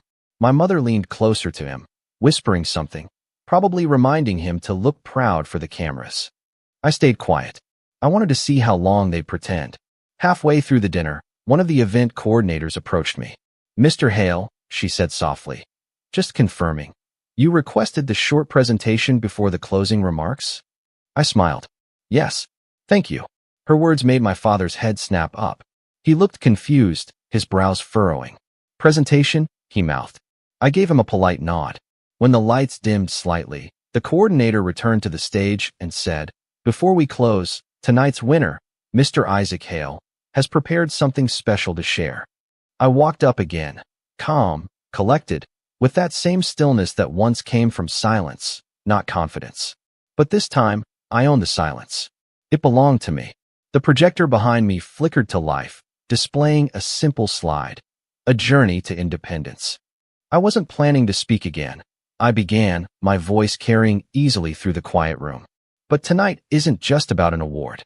It's about the path that led here, the people who taught me what strength really means. And sometimes, I added slowly, my eyes flicking toward my parents' table, those lessons come from pain. I saw my mother's smile falter. My brother shifted in his chair. I continued, pacing slowly. A few years ago, I was told I wasn't good enough, that my ideas were childish, that I was an embarrassment. My savings, everything I worked for, was taken from me to fund someone else's dream. I was told to stay quiet about it, that it was for the family. Murmurs rippled through the audience. My father's knuckles turned white around his fork. I clicked to the next slide, a photo of my early sketches, drawn at that cramped desk in my old apartment. Then another, my first workshop, tiny but full of heart. Then another, a contract signed with one of the city's largest companies. This, I said, gesturing to the images, is what happens when you stop trying to earn love that was never meant for you. When you build for yourself, not for the approval of those who only show up once success is certain. I turned back to them briefly. Because family isn't just who you're born to. It's who stands beside you when no one else will. The room erupted in applause, but I barely heard it. My mother looked pale. My father sat rigid, eyes darting toward the crowd that was now turning toward them, whispers swelling like a tide. My brother's jaw twitched. He couldn't even look at me. After the event, guests began approaching me, shaking my hand, congratulating me, asking questions about my company. Cameras flashed. People asked for interviews. My parents stayed seated at their table, invisible now. No one congratulated them. No one asked for a family photo. It was perfect. When the crowd thinned and the music softened, I approached their table. The air was heavy. My mother spoke first, her voice brittle. That speech, that wasn't necessary, Isaac. I met her gaze. It was honest. You humiliated us, she hissed quietly, her hand trembling around her clutch. No, I said evenly. I told the truth. If that humiliated you, then maybe you finally understand how I felt. My father stood abruptly, his tone sharp. You think this makes you better than us? You're still part of this family whether you like it or not. I looked at him for a long moment, letting the silence stretch until even he seemed unsure. No, I said softly. I was. You made sure I wouldn't be again. And with that, I turned to leave. But before I could take another step, a familiar voice, the event's senior organizer, stopped me. Mr. Hale, she said, smiling warmly. We're finalizing the dinner bills. Would you like your family's charges added to yours as before? The timing was perfect, unplanned, yet poetic. I glanced at my father, whose expression shifted instantly from anger to awkwardness. My mother opened her mouth, then closed it again. I smiled faintly at the organizer. No, I said. I think they can handle their own this time. Her eyes widened slightly, realizing the weight of the moment, and she nodded politely before walking away. The silence that followed was cutting. My father's hand tightened at his side, but he said nothing. My mother looked down, her face flushed. My brother's shoulders slumped. I didn't need to raise my voice or deliver a final line. Everything had already been said. Outside, the night air was cool, clean, the kind that carries the faint scent of rain on stone. I walked slowly toward the car waiting by the curb, the city lights reflecting off the glass buildings like quiet applause. My assistant held the door open, smiling. Congratulations again, sir. That speech was incredible. Thank you, I said, sliding in. But before the car door closed, I looked back one last time through the glass entrance of the hall. My family stood together, but not the way they used to. My father arguing quietly with the staff. My mother clutching her purse, trying to hide her embarrassment. My brother standing apart, looking lost. For the first time, I didn't feel angry, just free. Because the truth was, revenge had never really been about destruction. It was about release. It was about balance, about letting the truth speak louder than the lies they'd built around me. They would have to live with what they saw tonight. They would have to live with knowing that I had become everything they said I couldn't be, and I did it without them. I leaned back in the seat, watching the hall fade behind me as the car pulled away. The city stretched ahead, wide, open, and mine. And somewhere deep inside, the silence that had once hurt me now felt like peace. That night, for the first time in years, I didn't dream of being seen or heard. I just dreamed of what came next, a life finally lived on my own terms. Because walking away wasn't the end of my story. It was the beginning of theirs, the one where they'd finally have to sit with what they'd done and realize. They had lost me forever. Hi Reddit, my name's Freddie, and I think what happened at my niece's wedding might be one of the most surreal weeks of my life. I don't even know where to start, so I'll try to go in order because if I start in the middle, you might not believe how petty my family is. So, some context first. I'm 32, single, and I've been working in finance for almost a decade. My parents, Richard and Evelyn, run a moderately successful family business that's been in the family for 3 generations. It's the kind of business that has a lot of prestige locally, but isn't exactly booming anymore. I've had a stake in it for a few years because I wanted to be involved without fully taking over. My sister, Marjorie, is my younger sister by 4 years, and she's married to Paul. Their daughter, Isla, is the bride in this story. She's 24. I get along with Marjorie, but my parents, let's just say they've always had a favorite child, and it wasn't me. I grew up feeling like I had to earn every ounce of acknowledgement from them. while Marjorie could sneeze and get applause. My parents are the type who believe in family first when it's convenient, and they can be incredibly cruel behind the scenes. Now, the wedding. It was supposed to be a small, elegant affair. I had spent weeks helping with the guest list, seating, and some minor financial advice. Not too much because, honestly, I didn't want to overstep. I'm not the kind of guy who feels the need to flaunt money or status. I prefer to stay low-key and let my actions speak for themselves. On the day of the wedding, everything seemed normal. The ceremony was beautiful. My niece Isla looked radiant, and my sister was glowing. But then, things started to get weird during the reception. My parents had been unusually chipper all day, almost gleeful, and I couldn't figure out why. That's when it happened. They called Isla over to them, and I swear I thought I was hallucinating. They handed her a massive check, enough to buy a small condo. And then, as if that wasn't enough, Mom pulled out a key and said, "And this is yours now," gesturing to a brand new car parked outside. Everyone clapped, and I tried to clap too, but the moment felt off. So, naturally, I walked over to Isla later and congratulated her. I told her how happy I was for her and how proud I was of her. She smiled and hugged me, which was nice, and then I turned to my parents to say something polite. That's when Mom did it. She looked at me, her eyes sharp, and said, "You were never the type to deserve this, Freddie." I froze. Not because I didn't expect a little jab here and there, but because the venom in her voice was precise, like she had practiced it for maximum impact. I smiled, nodded, and stayed quiet. I didn't know if I should laugh or storm out, so I just let it slide. Later that night, I couldn't stop thinking about it. The way my parents had lavished Isla with gifts while essentially telling me I was worthless, it was infuriating, but it also lit a plan in my head.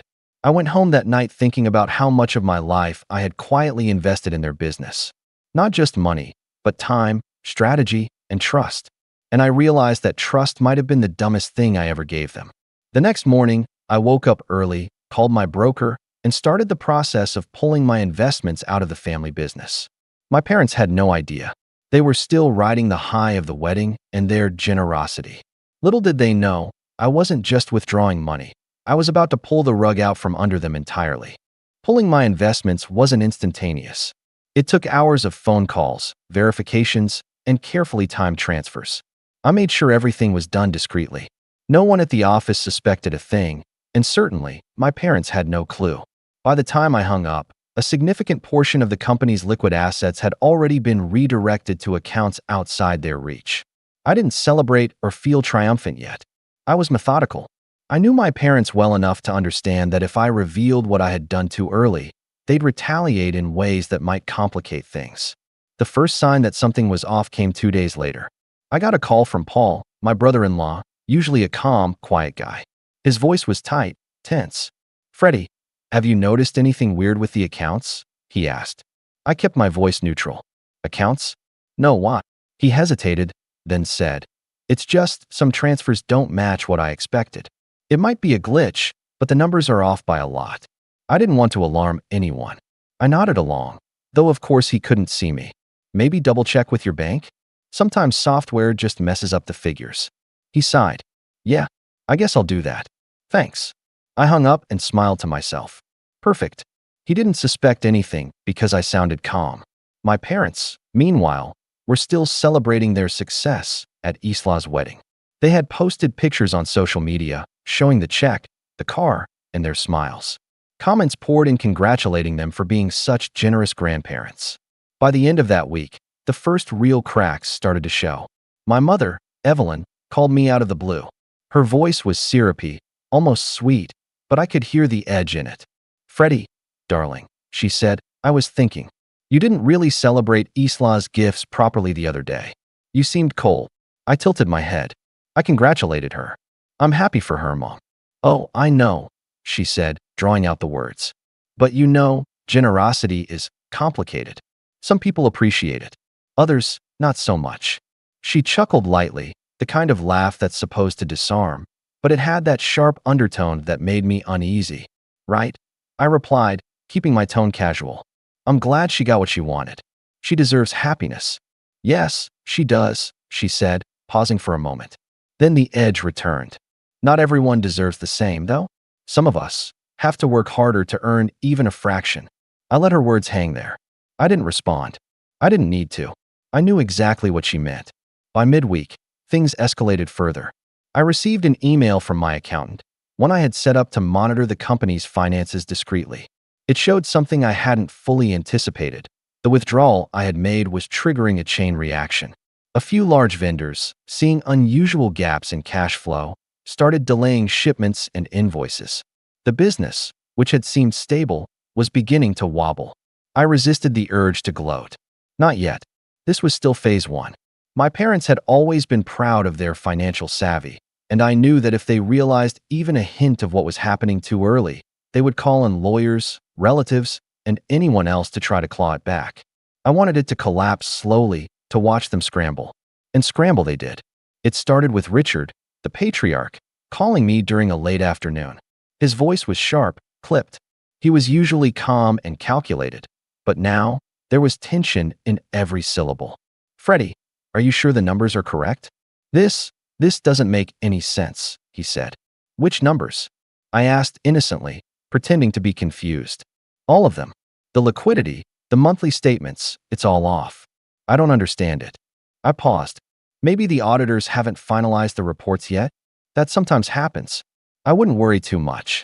He growled. Well, growl in a very human, restrained kind of way. "Freddie, we've been running this business for decades. I know the numbers when something is off. Did you move anything?" I stayed calm. "I haven't touched a thing, Dad. I only suggested a minor reallocation of investments. That's all." Richard huffed. "Minor? Freddie, you've always been careful. But it's huge.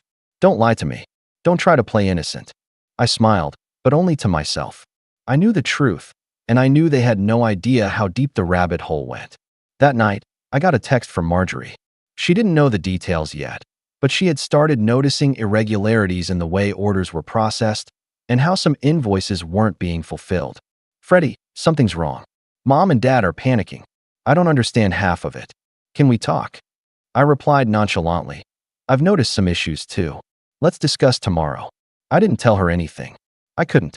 She's loyal to Mom and Dad and would have called them immediately. The best part of this entire operation, I realized, was watching them crumble on their own. By the following weekend, my parents were openly arguing in front of the staff. Usually, they were masters at keeping appearances, but now, everything was unraveling. Evelyn was pointing fingers, Richard was trying to control the narrative, and the employees were caught in the middle, whispering to each other about the irregularities in payments and orders. And then came the moment that really made my stomach twist with anticipation. My father stormed into my office at home. He had never done that before.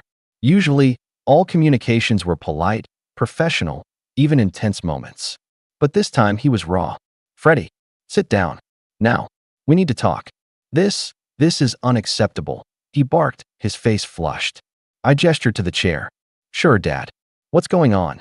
He slammed a folder on my desk. "Look at this. This is chaos. Suppliers are threatening to pull contracts. The accounts are in shambles. How could this happen?" I raised an eyebrow. "I don't know. Maybe there's been some oversight." He stared at me, incredulous. "Oversight? Freddie, I've trusted you with this business. You were supposed to help. And now everything's falling apart." I kept my face calm, neutral. I let him stew in his panic. But inside, I could feel the tension building perfectly, the kind of tension that doesn't need any pushing. I didn't speak because I didn't have to. His anger, his confusion, his fear, it was already doing the work for me. That's when Evelyn appeared behind him. Her calm mask had completely cracked.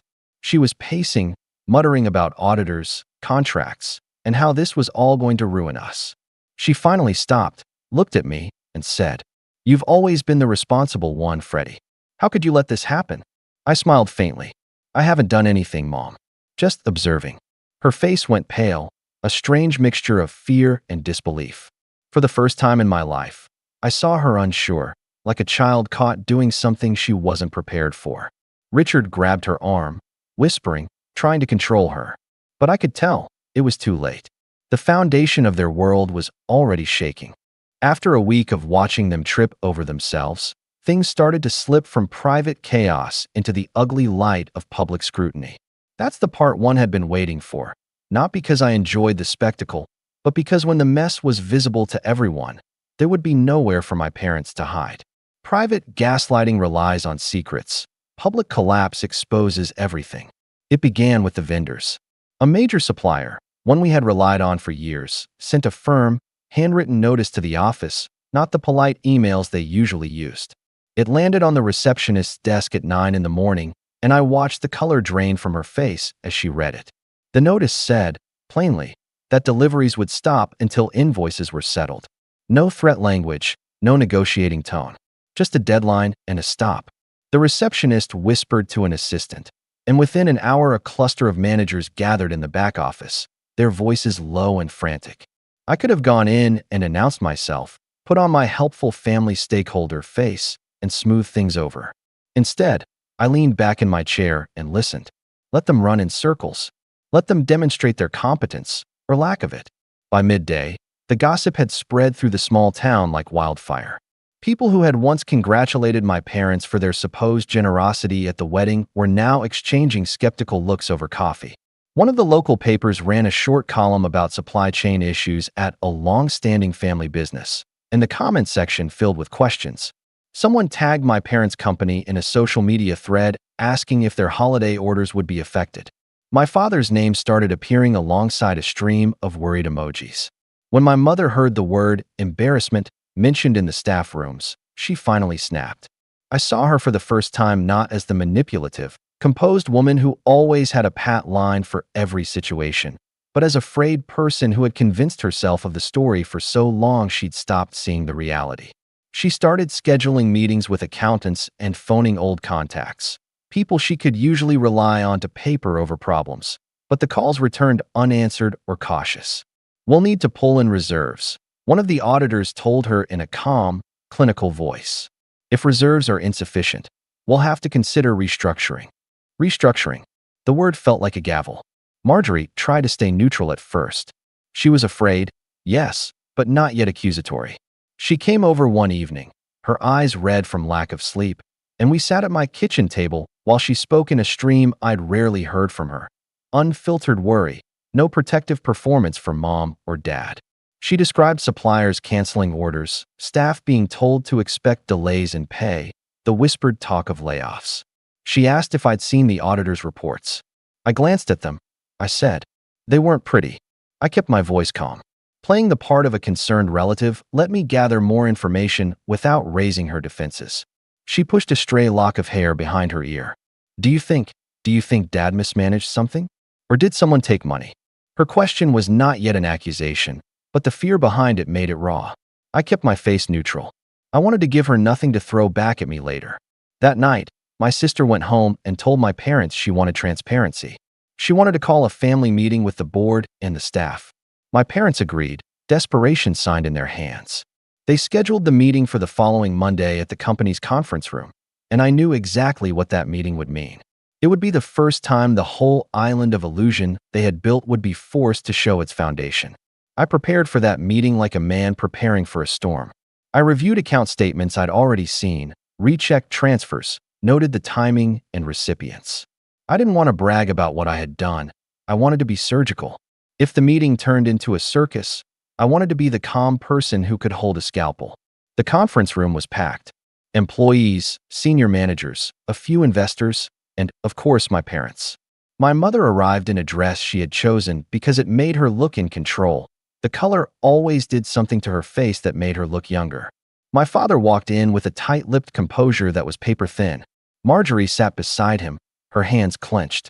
The auditors started by reading facts, outstanding invoices, cash flow shortages, and a list of deferred payments.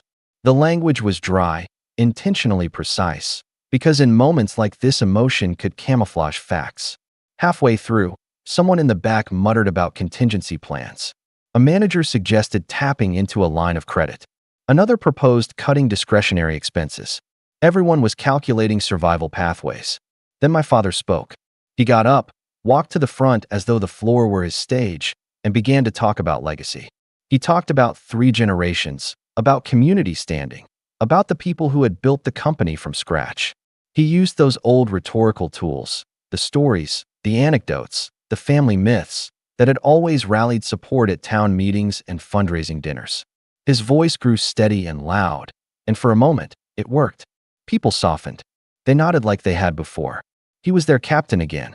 But then someone asked about the sudden drop in liquidity. My father froze. He stalled. He deflected to a line about external market pressure, which had been a small factor, but not the explanation for what was happening. The auditors pressed with specifics. My father's jaw tightened. He began to sound not like a man defending his ship, but like a man who had been reading someone else's script. In that electric pause, my mother's gaze found me. It was not a look of plea.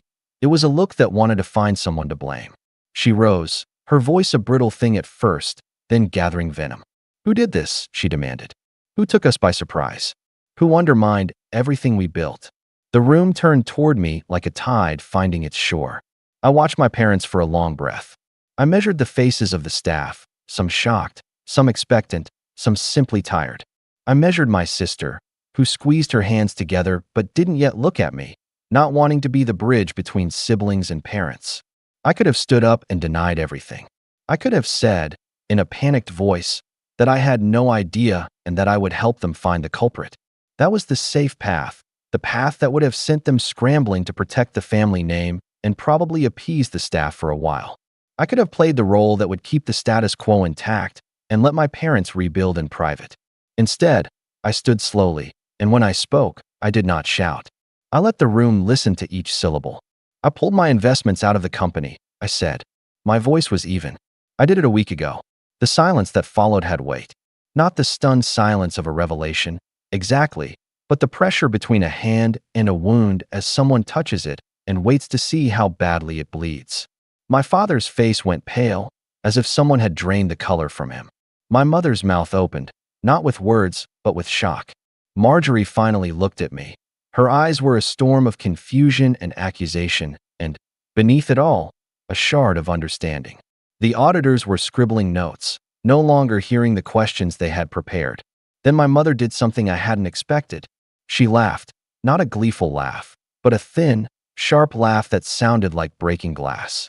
"How convenient," she said, "to withdraw everything and watch our business fail, and then stand here like some sort of martyr." There was a tremor beneath the ridicule, anger that felt dangerously close to panic. "Did you think this would help you?" she added, and the room shifted toward her, as if her outrage could anchor them. My hands were steady at my sides. I felt suddenly very small in a vast, sudden storm, but also unbearably calm. I had wanted their world to wobble, to show the town the truth of their favoritism, but I had not wanted to be cruel for the sake of cruelty. I had wanted the truth to be visible. Someone from the staff blurted, "Are you saying Freddie did this on purpose?" Voices rose, some incredulous, some wanting to believe. My sister's face crumpled in a way that made my chest ache. Before I could answer, the door to the conference room opened and a man in a suit I didn't recognize stepped in. He carried a folder and looked at the room with a strange, unreadable expression. He cleared his throat and said, plainly, "I'm from the creditor's office. We received notice this morning.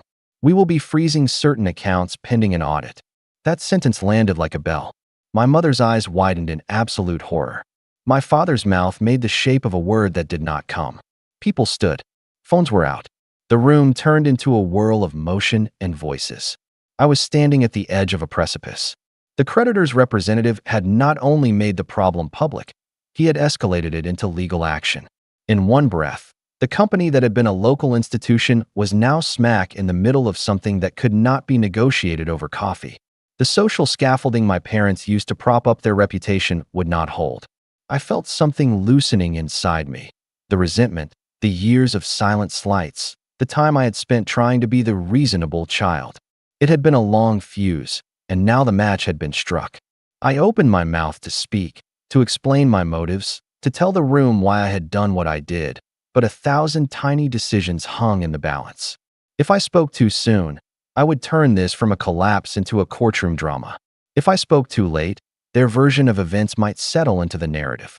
The conference room was full of people waiting for an answer, and somewhere beyond the glass, the town was already whispering. The moment I was about to make the most consequential choice of the week had arrived, one that would change the way everyone in that room, and perhaps the town, remembered the family. I could feel every eye in the room on me. The creditor's man had spoken, and the air had gone from tense to electric. My pulse was steady, oddly calm.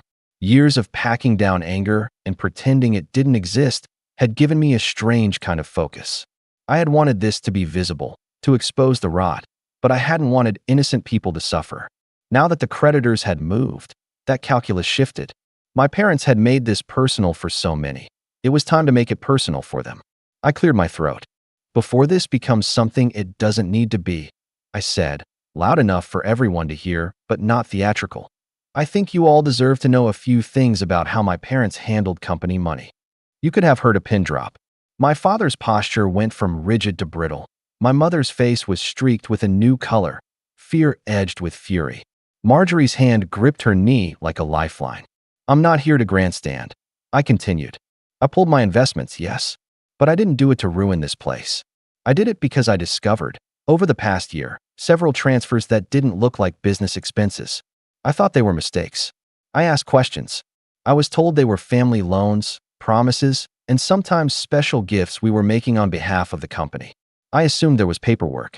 There wasn't. I unfolded the slim manila folder I'd brought and set it on the table. I have copies of bank transfers, voucher notes, and emails, documentation showing company funds used to buy personal items, pay down private debts, and, yes, to finance gifts like the one given yesterday. A low murmur moved through the room. My father's face went a shade whiter. Freddie, he started. Not everything in this folder is conclusive proof of criminal intent, I said. Some of it could be mismanagement. Some of it is incompetence. But a string of undocumented transfers of this size, that's not bookkeeping. It's a pattern. I let the phrase land. Patterns matter in these rooms. Patterns point to choices. The auditors took the folder like prey. People leaned in. One of the senior managers, who's been with the company almost as long as my father, reached out and whispered, "Where did you get all this?" I looked at him and kept my voice flat. From the accounts. From documents I had access to as an investor. I was trying to get clarity, but instead I found more questions. My mother stood up abruptly. "You betrayed your family," she spat. The word betrayed hung there, full of everything she thought she could hurl at me. It was more accusation than fact, but it was meant to sting. I betrayed no one, I said. I asked for transparency. I asked for honesty. Instead, I got silence and diversion. I asked because I care about this company and the people who work here. I'm the one who's been trying to protect it from being used as a personal bank. Marjorie's lip trembled. "Mom, Dad, this isn't true," she whispered. It was a plea and not yet a denial. The staff watched her like she might topple. Paul stood behind her, thumbs dug into his palms. A manager from procurement, Grant, spoke up. "If these transfers were used to pay for personal things, it explains why our lines went cold. Suppliers want guarantees. We gave guarantees with money that wasn't ours to give." He sounded defeated, as if pity for the company had replaced anger for a moment. I had rehearsed none of this in my head the way a lawyer might.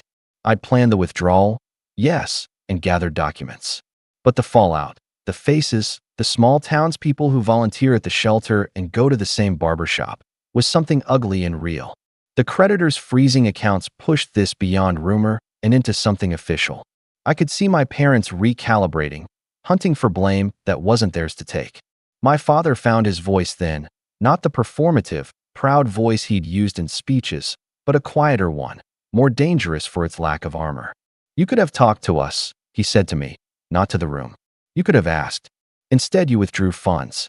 You made decisions that hurt people." I said. "You dismissed me. You told me to trust you and that you had everything under control. When the pattern continued, I pulled out. I did not want us to be complicit in something that would sink the company." He laughed then, a short, animal sound. "You think you are the only one who had to make hard choices? You think you know sacrifice?"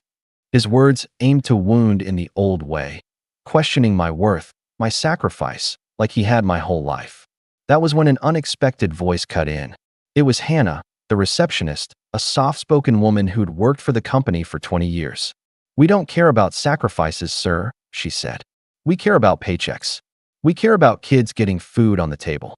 We care about having employers who don't gamble with our livelihoods." Her courage surprised me. The room shifted toward her words with gravity. People began to speak, quietly at first, but then with growing force. The junior accountant, the warehouse foreman, a salesperson with a newborn. Their stories wove together into a chorus. Unpaid invoices, delayed salaries, trust betrayed. I didn't need to manufacture fury. It flared. The creditor's representative closed his folder and said quietly that their legal team would take this to the county auditors. That meant an external probe, formal, public, and invasive. My parents were suddenly smaller. Richard's jaw worked. Evelyn's skin had that paper-thin sheen of someone who'd learned to smile through storms until it stopped working. They started to speak in fragments, calling my actions selfish, reckless, ungrateful. They invoked family, legacy, community. They threw decades of cultivated respect at anyone who might listen, looking for allies among the staff or investors. But the town is small, and loyalties are often fragile when money is involved. A few of the larger investors, people who'd long admired the family, called to distance themselves. One wrote an op-ed asking for a transparent accounting. The local supplier posted a terse message on their webpage about suspended deliveries pending clarification of account ownership. Small things, but together they pushed the company from private embarrassment to public scandal. The name Richard had built was bleeding. That night, after the meeting, my sister came to my flat. The house smelled of coffee and the faint perfume she always used at family dinners. We sat at my tiny kitchen table surrounded by the detritus of my quieter life, ledgers on a shelf, a stack of unpaid invoices from a freelance gig I'd taken on, that sort of thing. She looked like a person who'd been fighting to hold a raft together for too long. "You didn't have to go that far," she said, voice thin. "You could have helped them fix it. We could have fixed it together." Her eyes were wet, but there was steel in her tone. It wasn't only disappointment. There was fear mixed with clarity. "I tried," I told her. "I asked. I gave them the chance to be honest. They gaslit me, Marge. They offered excuses and grand gestures to hide the ledger entries. I couldn't be part of that anymore. I'm not proud of how I said it. The words came out cleaner than I felt. "You realize what's happening now?" she asked. "Creditors, audits, the town. This isn't just numbers anymore, Freddie. People will lose jobs. People will." She stopped, because she knew there was truth to that sentence, and because it was the part of reality that would keep gnawing at her at night. I did realize. I had weighed that cost. I had hoped the company could survive the hit if they took responsibility, cut the personal draws, and addressed the debts. But shame is a strong anesthetic. My parents preferred illusion to reckoning. They had made choices that left others vulnerable. "So what now?" Marjorie asked. Her hands were raw from wringing. "Are you going to stay the course? Are you going to watch them tear this down completely?" I looked at her. I could see so many versions of her in that face. Daughter, sister, mother-in-law, protector. "I'm going to make sure it's done in the open," I said. They hid what they were doing behind affection and tradition. I will not let them use the company to fund their private lives anymore. My voice hardened in a way that surprised both of us. It wasn't just about the company. It was about erasing the comfortable myth they'd wrapped around themselves for decades. She squeezed my hand, an odd mixture of reproach and alliance. "Be careful," she said. "If you burn them down completely, there might not be a family left. You know how people remember things. They remember names. They remember who they sided with." I thought of all the times I'd been the reasonable one while they took the light. I thought of Isla's wedding, the staged moment of generosity that felt like a public insult. I thought of the receptionist who'd cried in the back office when told payroll might be delayed. I thought of neighbors who'd once praised my parents and now clicked share on the paper's article with a little emoji. Revenge, if it's to be called that, had never been about spectacle for me. It was about accountability, about making sure decisions with real consequences were accounted for, not hidden behind curtains. But I'm not naive. I knew what transparency would do. It would excavate private choices and expose them to public judgment. It would hurt people I cared about. It would humiliate the people who had humiliated me my whole life. It would, possibly, end the family's control over the business entirely. That realization pressed at me like a hand on my chest. The next morning, I took a different tack. Instead of letting the auditors be the only voice, I began systematically compiling a narrative, dates, transfers, who benefited, and how. I arranged for copies to go to the creditors, to the auditors, and to a local reporter I trusted, someone who had a reputation for accuracy rather than sensationalism. I wanted the truth told plainly, without the melodrama my parents thrived on. If the town was to judge, Let it judge on facts, not on whispers. I also quietly reached out to a few senior employees I knew would be fair. I told them what I had and asked if they wanted to provide statements to the auditors. Many were reluctant. Jobs, mortgages, and the need for steadiness in a small town weigh heavily on people. But a few said yes, not because they wanted to punish my parents, but because they wanted clarity and to protect the company's remaining value. That was the weird mercy of it. People choosing truth over comfort. Word spread. The paper published a careful piece that didn't scream but laid out the essentials. Quotes from concerned employees, the creditor's notice, and a statement from the auditors. My parents were given space to respond. Of course, they painted themselves as victims of betrayal. The town, which eats drama for breakfast, began to divide. Some stood with them out of long habit. Others, quietly, started to whisper about fairness and responsibility. It was a slow burn, not a single theatrical scene, but a sequence of consequences that tightened like a noose. Calls came in, some angry, some pleading. Old friends who had supported the family at galas stopped returning messages. A longtime vendor said they could no longer justify further credit. And then, on a rainy Thursday, a lawyer's letter arrived at my door. My mother had engaged counsel, one who specialized in family matters and, inconveniently, in reputation management. The letter was formal, accusing me of malicious intent, of acting in bad faith, and requesting an immediate meeting to negotiate a settlement to avoid litigation. It was the exact move I expected them to make: weaponize the narrative of family against me, make the child who asked questions look like the villain, appeal to sentiment and civic loyalty, use legal bluster to buy time. I read the letter twice and folded it carefully.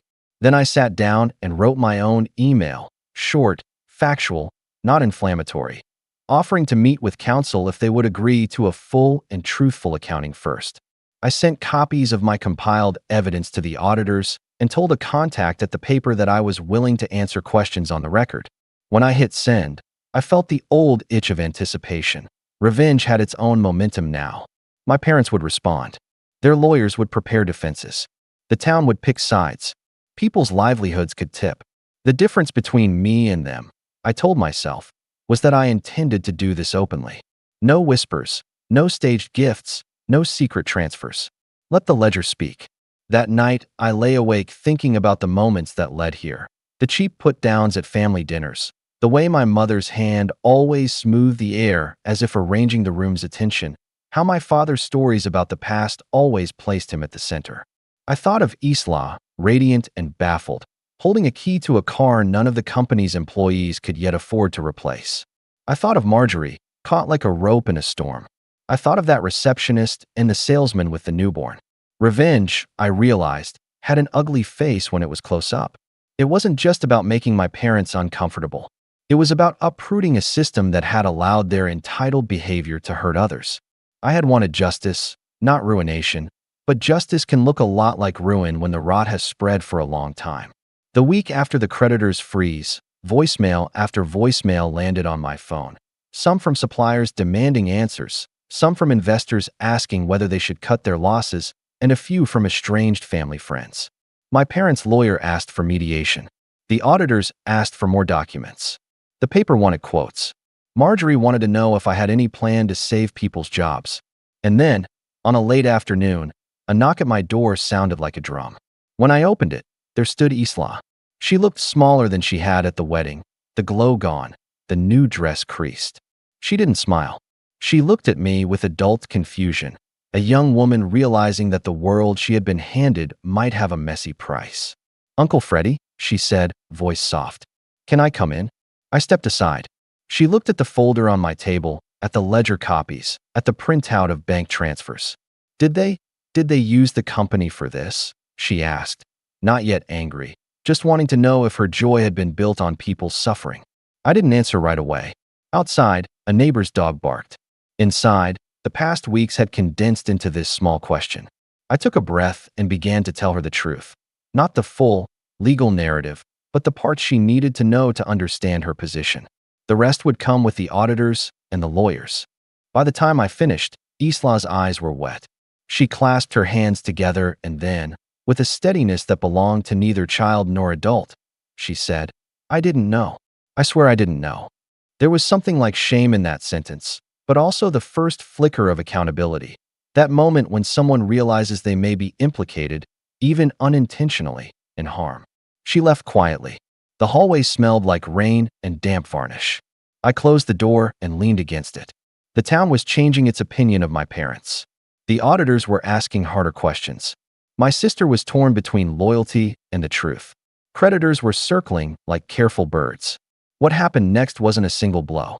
It was a sequence: a supplier filing a lien, an employee giving a detailed statement, an investor pulling out, a small council member publicly asking for a pause on any municipal contracts.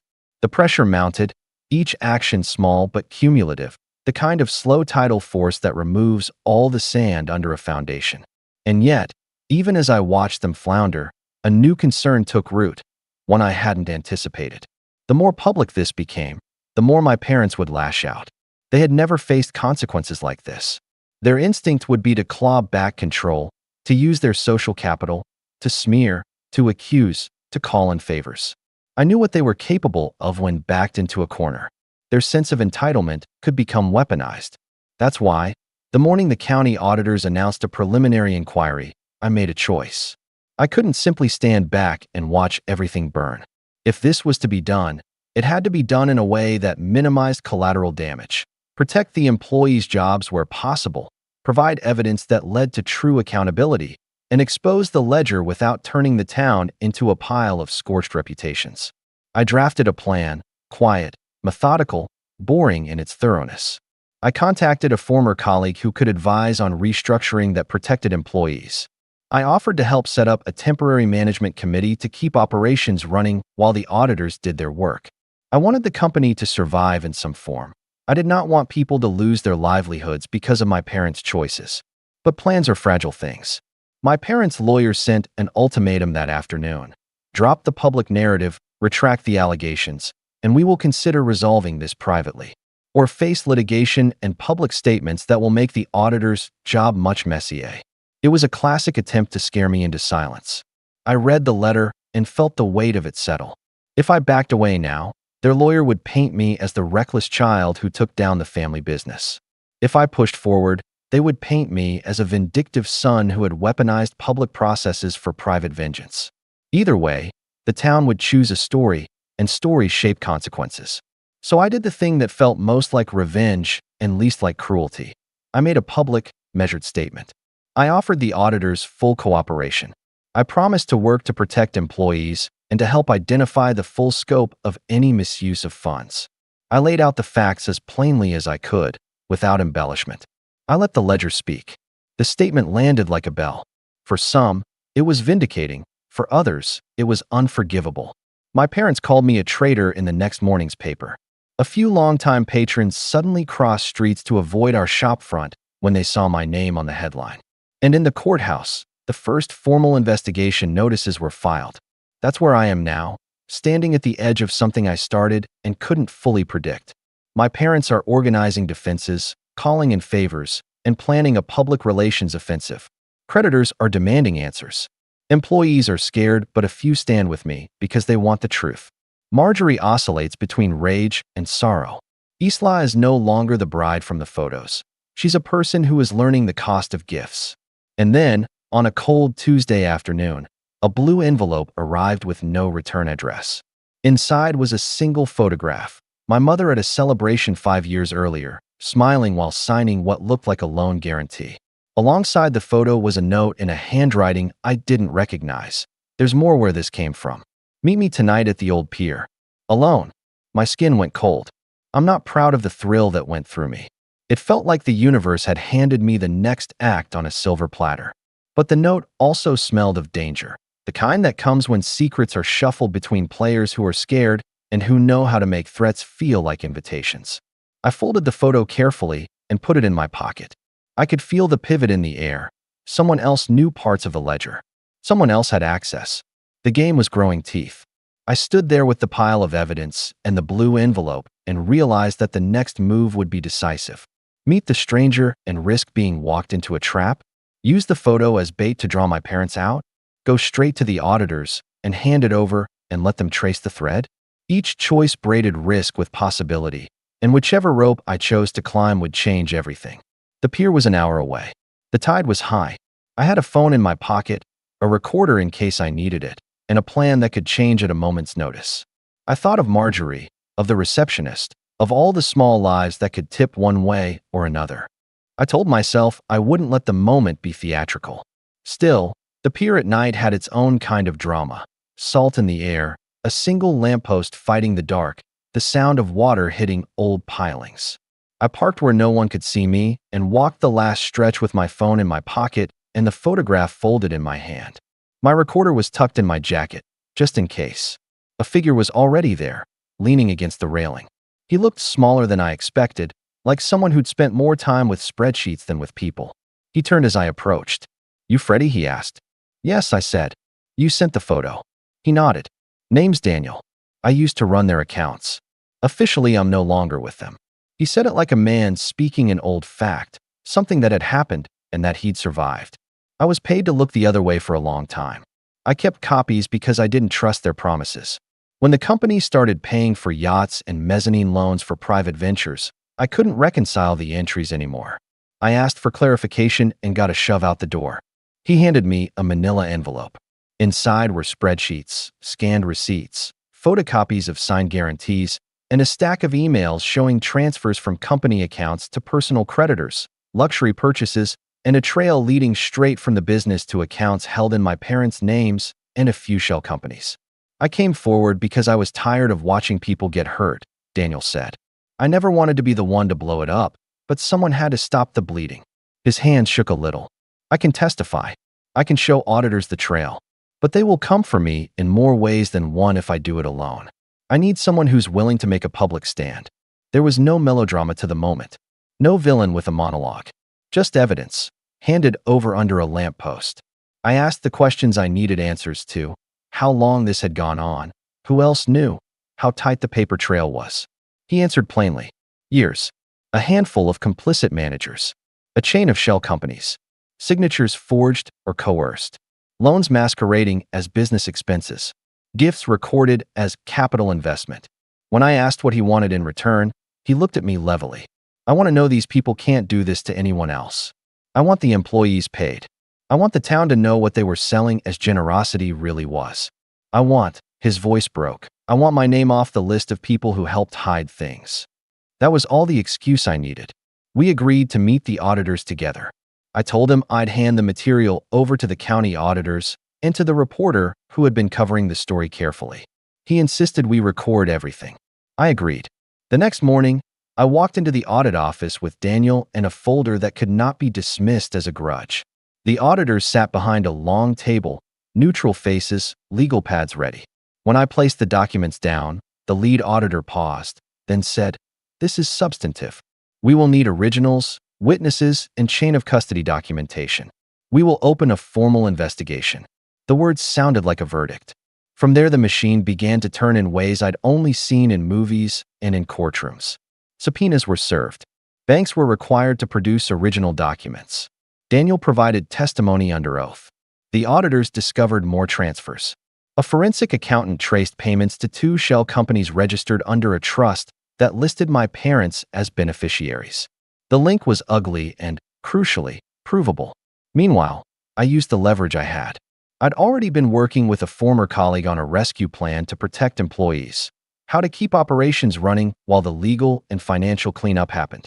I proposed a temporary management committee composed of senior, trusted employees and an external manager with a reputation for turning struggling companies around. The auditors and creditors liked the plan because it increased the chance of value preservation. The committee bought time. It did not fix everything, but it stopped the immediate bleeding. My parents, predictably, fought back. Their PR team spun a story of betrayal and greed. Their lawyer filed a lawsuit against me claiming defamation and malice.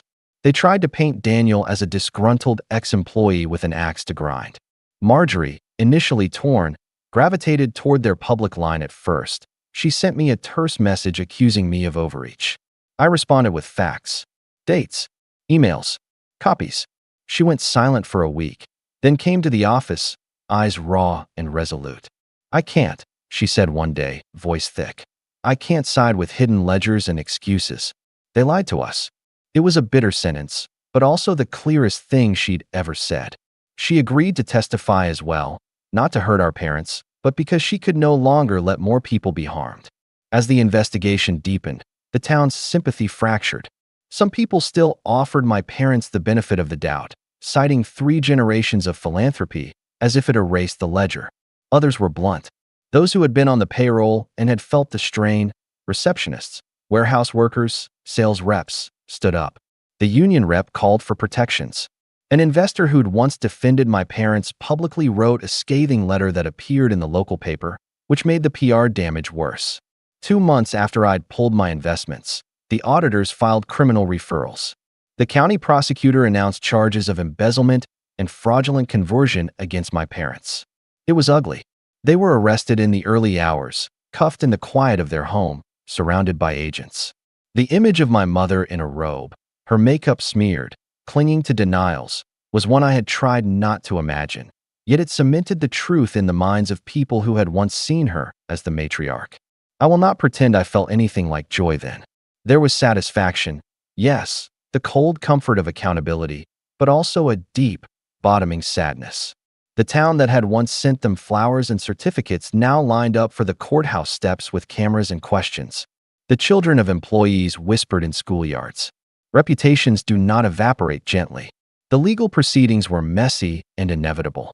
Evidence, including the emails, bank transfers, and witness testimony from Daniel and from Marjorie, made a strong case.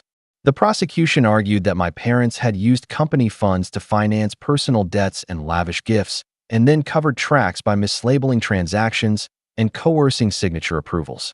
The defense, well-funded and theatrical, tried to paint all of this as sloppy bookkeeping and a family's private matters misrepresented in public. It was a classic strategy. Throw enough alternative explanations at a jury and hope doubt does the work. But the documentary trail was unkind to them. There were receipts for luxury travel charged to company accounts, invoices for items that had nothing to do with company operations, and emails where my mother and father discussed keeping certain things quiet, as if secrecy were ordinary. Those notes were the difference between plausible deniability and blatant scheme. During the trial, I sat in the gallery and watched them. My mother looked like someone who had been performing control for so long she had no idea how to be herself without an audience. My father attempted to keep his composure, but the edges were gone. Witness after witness recounted the slow distortion, how decisions once made for business reasons had been diverted to personal ends. Employees spoke of delayed paychecks and whispered loans. Suppliers testified about suddenly unpaid invoices. Daniel's testimony was calm and damning. When the verdict came, a conviction on multiple counts, it felt like a small, hard thing dropping in my chest. They were sentenced to prison terms and ordered to repay what the courts could attach. The company's remaining assets were placed into receivership and, eventually, sold to a buyer's consortium that included representatives of the employees. A bitter, pragmatic outcome that kept many jobs but eradicated the family's control. I did not clap. I did not celebrate. I sat quietly and felt a strange mix: vindication, grief, and a hollow sense of having taken something from people who had once been, in name, my family. But make no mistake, I did not forgive them. Their choices had cost people, and the consequences needed to be exact. Marjorie did not visit them in jail. She cut off contact. She said she needed to build a life that was not defined by an empire built on deceit. Islam moved to a different city and stopped answering family calls for months. The wedding photos were quietly removed from the mantle. The community's attitude toward my parents shifted from reverence to scorn in the space of a few weeks. Where there had been bouquets, there was now a careful distance. As for me, what I thought would be a clean ledger of justice turned out to be a complex map of loss. I lost the version of family I had hoped for. I lost easy dinners and the illusion of a network I could step into for holidays. But I also gained clarity. I gained the knowledge that structures built on entitlement and secrecy eventually collapse, and that protecting the vulnerable meant making unbearable choices. In the months that followed, I helped the temporary management team restructure operations. We negotiated with creditors to extend payment terms, renegotiated supplier contracts, and set up a compensation plan for staff who had missed wages. The employee consortium that purchased the assets ran the business with transparency and a focus on sustainability. It was not the same company my parents had run. It was steadier, less glamorous, and, most importantly, accountable to the people who worked there. People asked me if I regretted what I did. I told them the truth. I regret the harm that befell innocent people caught in my parents' wake. I do not regret exposing how they'd used the company as a private bank. I do not regret that the truth came out. Accountability is not vengeance dressed up as civility. It is the repair of a system broken by entitlement. In the end, my parents were convicted, their assets were seized, the company they destroyed was revived under new stewardship, and many employees kept their jobs. My sister judged me harshly at first, then stood by the employees and chose to start over. Isla took a long time to reconcile the reality of what had been given to her and what it had cost. Eventually, she volunteered at a local charity run by former employees and seemed, little by little, to be making her own choices. I never forgave them. Forgiveness felt like erasing what they had done and what people had suffered. They lost their freedom, their stature, and their control, not because I wanted to humiliate them, but because the evidence of their choices demanded consequences. They were villains in the most domestic sense. People who used affection as cover for self-interest and who believed that their lineage exempted them from ordinary rules. So what's the situation now? The company survives in a new form, quieter and more careful. The employees are rebuilding, still bruised, but with a leadership structure that prioritizes them.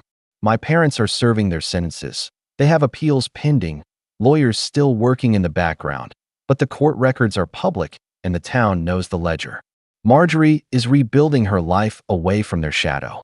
Isla is distant, but, from time to time, reaching out to ask how the people she once hurt are doing. I keep in touch with a handful of former employees who trusted me and who are slowly reconstructing their lives. Do I feel triumphant?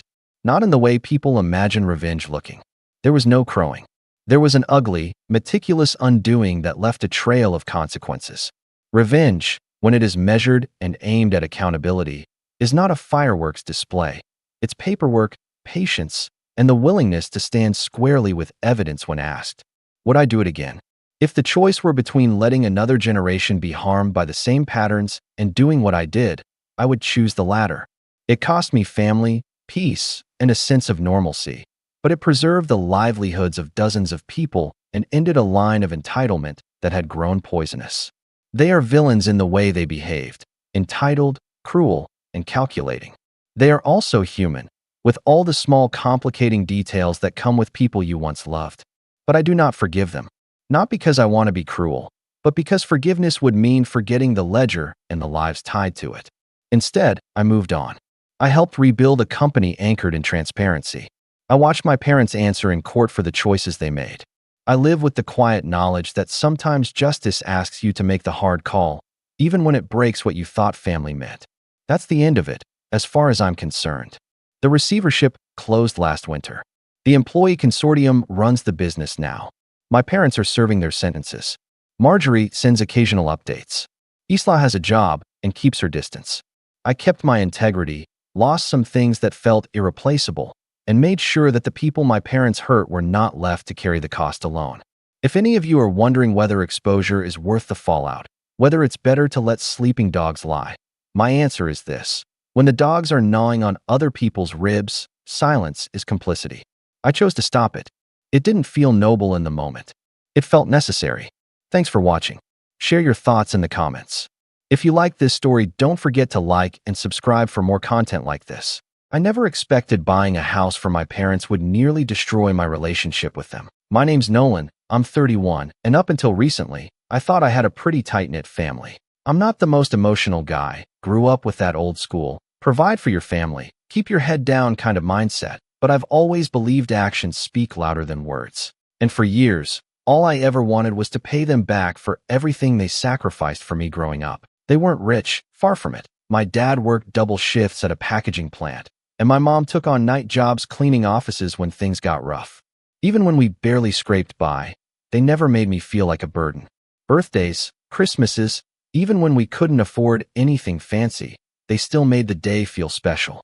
I remember my mom once pretending she forgot my birthday, just so she could surprise me with a used bicycle she secretly bought with tips from her cleaning job.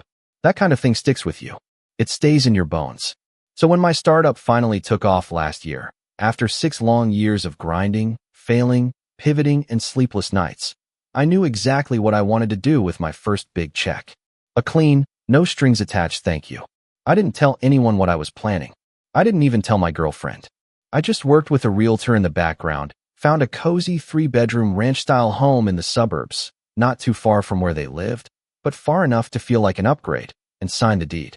Paid in full. No mortgage. No debt. Just a clean slate. When I finally handed them the keys, my mom cried so hard I thought she was going to faint. My dad hugged me like I was still 10 years old, and he'd just come back from a work trip. It felt right. Like, finally, I was giving them the comfort they never had. And for a few weeks, it was perfect. I'd swing by on Sundays, bring groceries, fix up little things around the house. My mom got into gardening again. My dad actually smiled when talking about retirement. It was quiet, peaceful, until my brother got involved. Now, let me explain something about my younger brother, Dean. He's 29, and for lack of a better word, he's always been the golden child. Not because he's particularly talented or hardworking. Actually, the opposite. He's always been the type to drift. He dropped out of 2 different community colleges, hopped between jobs, and somehow always managed to land on his feet. Why? Because someone else always picked up the pieces. Usually my parents. Sometimes me. Dean has that charm that works on people who don't look too closely. He's funny, slick, always has a story or excuse ready. When he announced 2 years ago that he was getting married to his girlfriend, fiancée at the time, everyone clapped like he just got into med school. I wanted to be happy for him. I really did, but something about it felt off. His now wife, Sierra, is one of those people who smiles with her mouth, not her eyes. Always sizing you up, always performing for some invisible audience.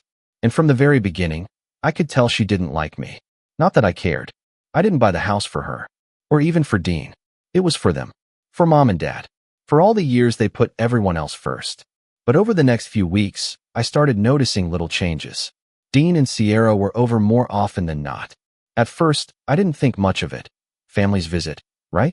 But it wasn't just visits. It was sleepovers. Then it was, oh, we'll just crash here for the weekend. Then suddenly, Dean's gaming console was in the living room, and Sierra was reorganizing the kitchen like she owned the place. I started feeling like a guest in my own gift. The real red flag came one afternoon when I dropped by unannounced with groceries. My mom looked surprised, almost panicked, to see me. You should have called, she said, eyes flicking toward the hallway. I heard a Baby Name podcast playing from the bedroom and saw Sierra's jacket on the banister. Dean wasn't even home. I brushed it off. Maybe I was overthinking it. Maybe I was being territorial about a house that technically wasn't mine anymore.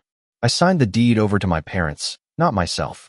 But still, something about the energy in the place had changed. My dad was quieter. My mom seemed more tired. And Sierra? She was everywhere. Hosting brunches, hanging decorations, even posting Instagram stories with captions like #OurCozyCorner and growing family needs growing space. That last one stuck with me. At first, I said nothing. Because again, it wasn't my place. But that sentence, that whole vibe, growing family needs growing space, was the beginning of the unraveling. It planted something in my head. A suspicion I didn't want to believe. The next time I came over, my parents weren't in the living room. Sierra and 2 of her friends were sprawled out on the couch, flipping through baby magazines. My mom's sewing kit, her favorite hobby, had been shoved into a laundry basket on the floor. When I asked where she was, one of the girls shrugged. I think she's in the garage. Or maybe outside. Outside. In the middle of January. I found my mom in the cold, sitting on a fold-out chair by the side of the house, bundled in a coat and sipping lukewarm tea. She gave me this small, tight smile and said, they just needed a little space. Sierra's been feeling nauseous lately. That was the first time I saw it, the guilt in her eyes. The apology she couldn't say out loud. I didn't say anything that day. I just nodded, kissed her on the forehead, and drove home. But that image, my mom sitting outside her own house, trying not to disturb her pregnant daughter-in-law, stayed with me. It simmered. I started noticing more. Dean answering their landline, intercepting mail, even referring to the house as ours in casual conversation. At one point, he even told me to text first before coming over because they were trying to stick to a baby-safe schedule. I wanted to believe this was all temporary, that once the baby came, Dean and Sierra would move out, start their own life, that my parents would get their peace back. But then came the baby shower, and everything changed. The day of the event, I showed up with a wrapped gift and a bottle of sparkling juice. It was a Sunday afternoon. I hadn't been over in a week, and I figured this would be a good chance to reconnect. Celebrate the baby, see my folks, maybe even let things smooth over. I opened the front door and froze. There were balloons everywhere. Loud music playing from the Bluetooth speaker I had bought my dad for Christmas. People I didn't recognize, Sierra's extended family, I guessed, filling the kitchen, laughing, drinking, dancing. I stepped into the living room, looking for someone familiar, when I saw her. My mom, asleep on the couch. No blanket, no pillow, just curled up like an afterthought. And my dad was standing by the corner of the kitchen, eating a cold plate of food, balancing it in one hand. Not even a seat offered to him. I blinked. Took a second to process it all. Then I walked into the room, and Sierra spotted me. She raised her plastic cup and smiled. "Oh hey, Nolan," she chirped, like I was some distant cousin who'd accidentally wandered in. "You found us.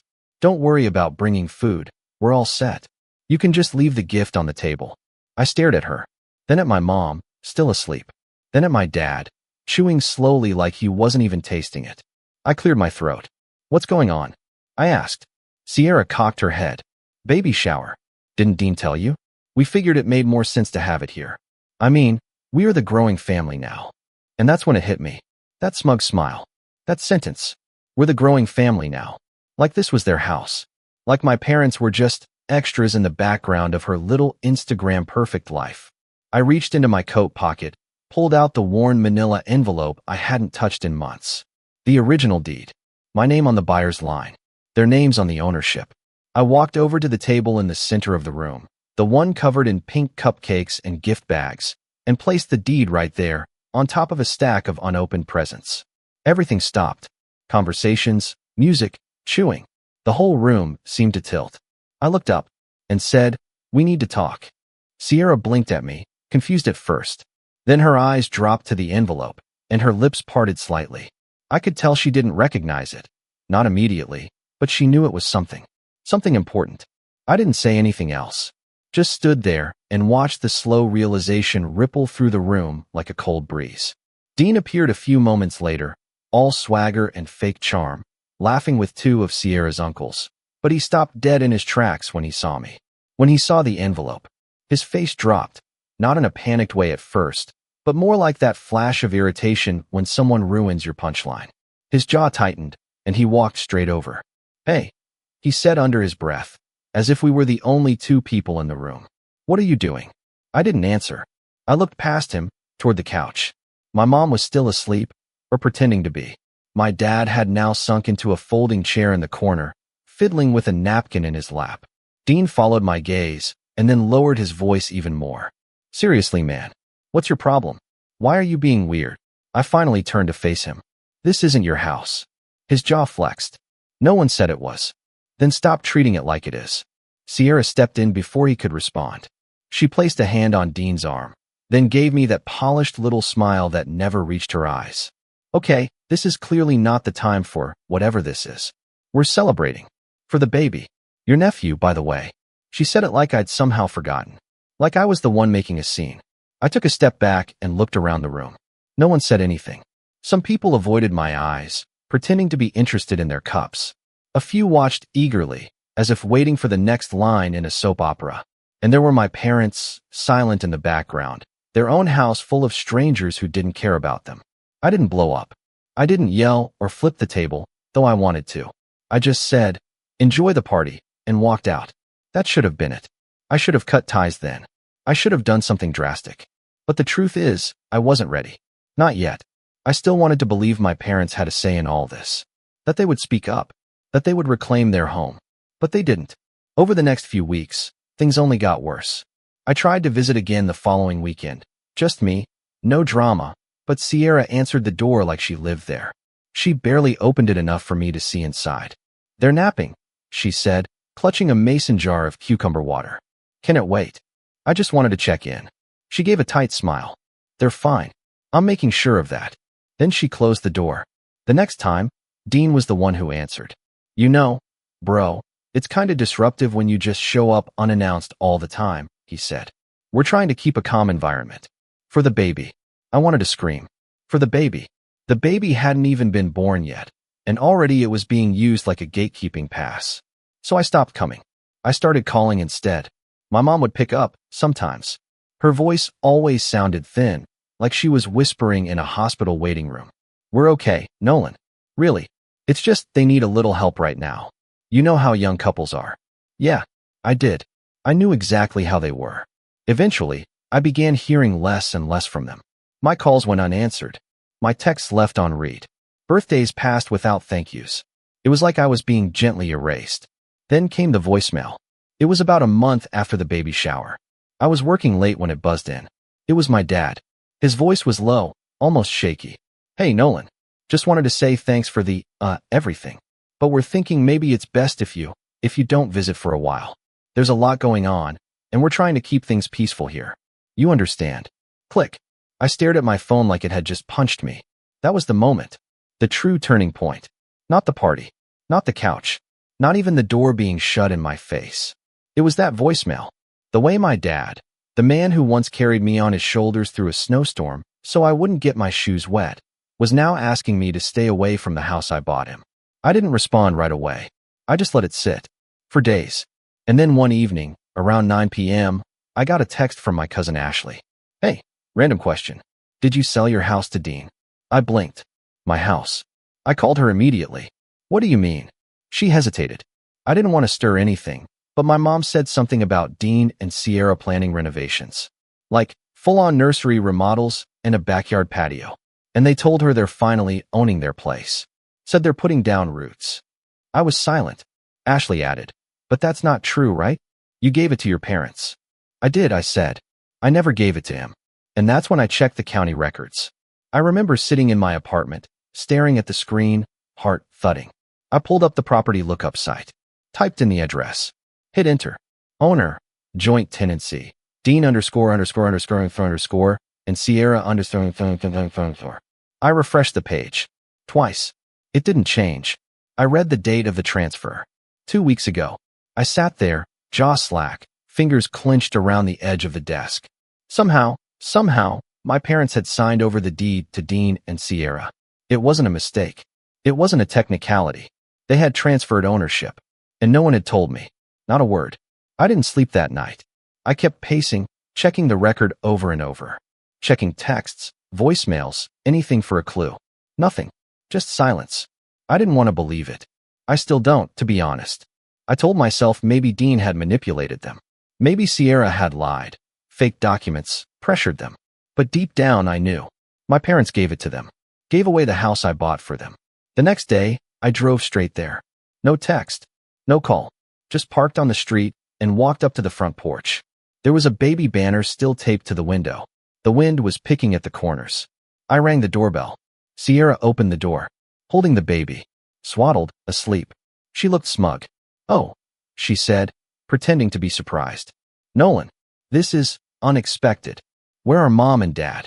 She glanced back into the house. Resting. Get them. She narrowed her eyes. Is this really the best time? I didn't move. She sighed. Fine. I stepped inside without waiting for permission. The living room was different. Their old couch was gone, replaced with a sleek, gray sectional. The walls were freshly painted. The photo of me, my brother, and our parents at my college graduation was missing from the mantel. In its place, a framed sonogram. My parents came out a minute later, shuffling. My mom in slippers, my dad in socks.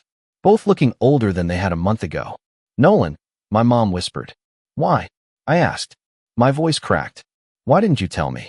They looked at each other, then at me. My dad swallowed hard. Dean said, he said it would be temporary, that it would help them get a loan. Just a paper thing. My mom added quickly, he promised we'd still live here. That nothing would change. I laughed. Not because it was funny, but because it was so absurd. They already changed it, I said. They erased you. My dad looked away.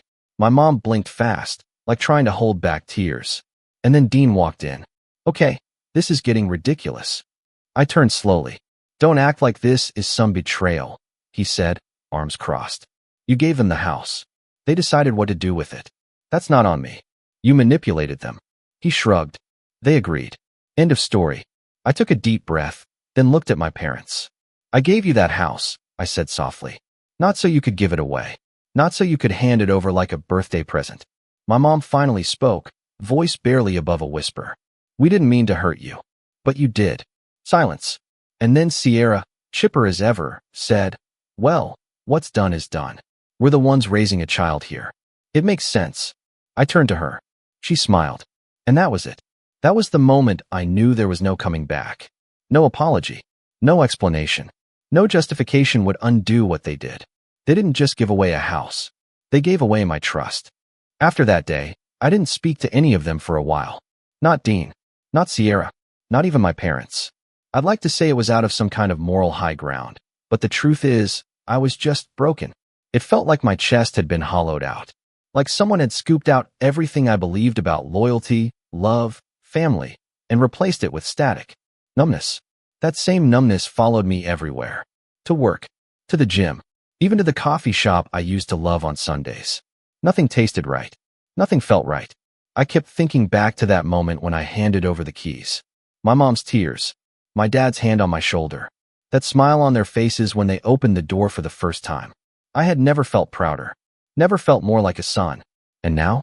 Now they were living in the guest room. Yes, the guest room. Because Sierra wanted the master for the nursery. My mom's garden had been pulled out and replaced with an above-ground kiddie pool. My dad's record player was boxed up in the garage. Every little corner of that home had been erased and replaced with, we're starting our life here, energy. I didn't cry about it. I couldn't. Maybe part of me still held on to the idea that this was temporary. That one day, they'd realize what they'd done and call me. That I'd walk back into that house and find my parents sitting at their kitchen table again, drinking morning coffee like nothing had changed. But they didn't call. Days turned to weeks. Weeks into a couple months. Eventually, even the numbness turned to something uglier, shame. Shame that I'd let myself be used. That I'd handed over a gift only to be shoved out of the picture like a side character in a story I wrote. And the worst part? I started to believe what Dean said, that it was my fault. That I gave up my say the moment I handed over the deed. That I should have seen it coming. So I stopped showing up to family events. I skipped birthdays. Ignored group chats. I muted their numbers and started answering unknown calls with suspicion. I even pulled away from my girlfriend, which, yeah, that one still hurts. Her name was Maya. We'd been together for nearly 2 years, and she'd always been my biggest cheerleader. But after the house incident, I became someone else, closed off, bitter, constantly spiraling into self-blame. She tried. God, she tried. But I pushed her away one time too many. The last thing she said before leaving was, you're allowed to be hurt, Nolan, but you don't have to drown in it. I didn't respond. I didn't even ask her to stay. And when the door closed behind her, I just sat there on the floor for an hour. Maybe longer. That was rock bottom. No family. No girlfriend. Just a downtown apartment I barely noticed anymore, and the buzzing ache of betrayal I couldn't turn off. But here's the thing about rock bottom. There's nowhere left to fall. At some point, all that pain calcifies. You stop crying and start asking different questions. Not, why did this happen? But what now? And that's where the rise began. Not dramatic. Not like in the movies. Just small, quiet things. Steps. Shifts. First, I started going back to the gym, not to punish myself, but because the only hour of the day I didn't feel like a walking bruise was when my body was moving. I didn't chase PRs or six-pack abs. I just showed up. Every day, even when I didn't want to. Then, I picked up a new side project. An app I'd shelved 2 years ago because it wasn't the right time. It was a budgeting tool for first-gen adults. Kids like me who'd grown up translating bills for their parents and learning about credit scores through trial and error. I gave it a dumb, working title, Breadcrumb, and started coding again. Not for money, just for me. I even reached out to an old mentor, Marcus, someone I hadn't spoken to since my startup days. He asked how I'd been. I told him the truth, no sugarcoating. Hurt, I said, but I'm building something again. He paused, then said, good, build with the bruises. They're the real blueprints. That stuck with me. Meanwhile, I started seeing a therapist. Nothing intense at first, just video calls once a week. But talking to someone who wasn't involved, who didn't flinch when I said, I feel like I was thrown out with the recycling, changed something in me. One session, I said, I don't understand how they could do it. After everything. And she replied, maybe the question isn't how they did it, but why you thought they never could. I hated that sentence, but it followed me. Because the truth was, Dean had always been this way, and my parents had always made excuses for him. I just didn't want to see it. I needed them to be better. To be the heroes I imagined when I was 10 and they were scraping together coins for my lunch money. I started revisiting childhood memories, replaying moments I'd buried under they tried their best. Like the time my parents sold my video game console to help cover Dean's car repairs, but told me it had been stolen because they didn't want me to be mad at my brother. Or how Dean always got a new phone while mine had to last 4 years. How Sierra once insulted my career at a family barbecue and no one said anything. How my dad once said, Dean's just finding himself, when I pointed out he hadn't had a job in 8 months. It was always there. The favoritism, the bending, the slow erosion of boundaries. I just didn't want to believe it went deep enough to give him my house. But now I knew, and knowing gave me power. So I leaned in. I doubled down on Breadcrumb, turning it from a side project into a full pitch deck.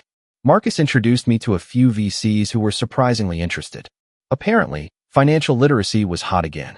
Go figure. I hired 2 freelance developers, launched a beta, created a small online community where people could share their budgeting stories. And little by little, it caught on. The feedback was emotional. People saying things like, I wish this existed 5 years ago, or my parents never taught me this. Thank you. It reminded me why I'd started building things in the first place. Not for applause, not even for legacy, just to help. That's what kept me going. My therapist noticed the shift, too. One day, she said, you're grieving, but you're not just grieving your family. You're grieving the idea of them. That landed harder than I expected. She was right. I had spent my whole life seeing them as something they never really were. And now I was mourning the version of them that only existed in my head. That kind of grief is weird. Quiet. It doesn't look like crying into a pillow. It looks like deleting old voicemails. Like skipping Thanksgiving.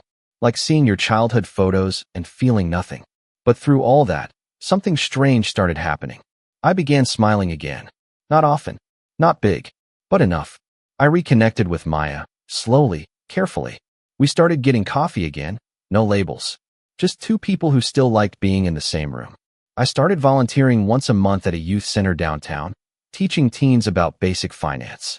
Not because I was trying to be noble, but because I wished someone had done that for me when I was their age. And Breadcrumb? It exploded. One of our posts went viral on TikTok. A financial influencer made a video using our app to plan her wedding budget. Downloads tripled in a week. Investors started calling us. I wasn't rich, not yet, but for the first time in my life, I wasn't scraping. I was growing. On my own terms. Quietly. Steadily. And then, one day, I got a letter in the mail. A real, paper letter. From my parents. It was 3 pages long. My dad's handwriting. It started with, we don't know if you'll read this. And ended with, we made a mistake. I read it 3 times. Not because it said what I wanted, but because it didn't. They apologized. Sort of. Said they felt pressured.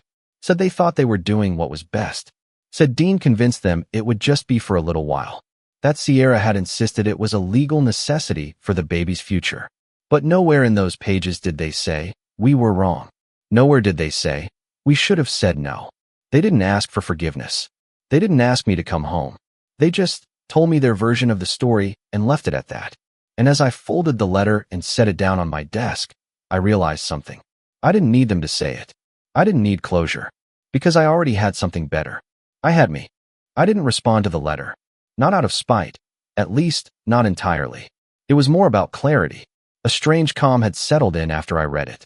Like finally seeing the full picture after staring at fragments for so long. They had shown me who they were, not just in what they did, but in how they explained it.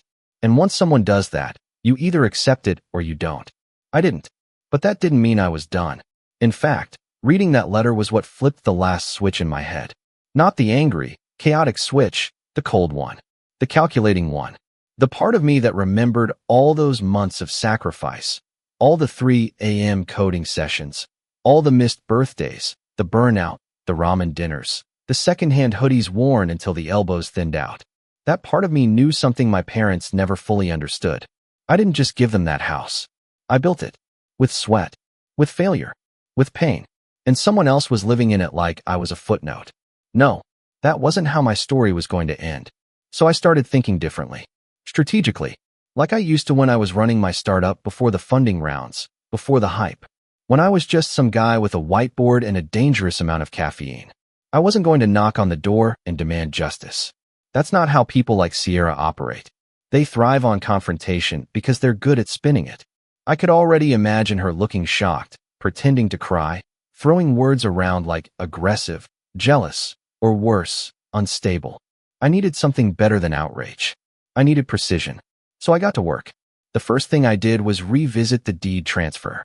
At first glance, everything looked clean. Legal. Signed. Witnessed. But one line caught my eye, power of attorney. That made my stomach drop. I remembered vaguely, about a year ago, my mom asking me to help her fill out a few papers at the bank.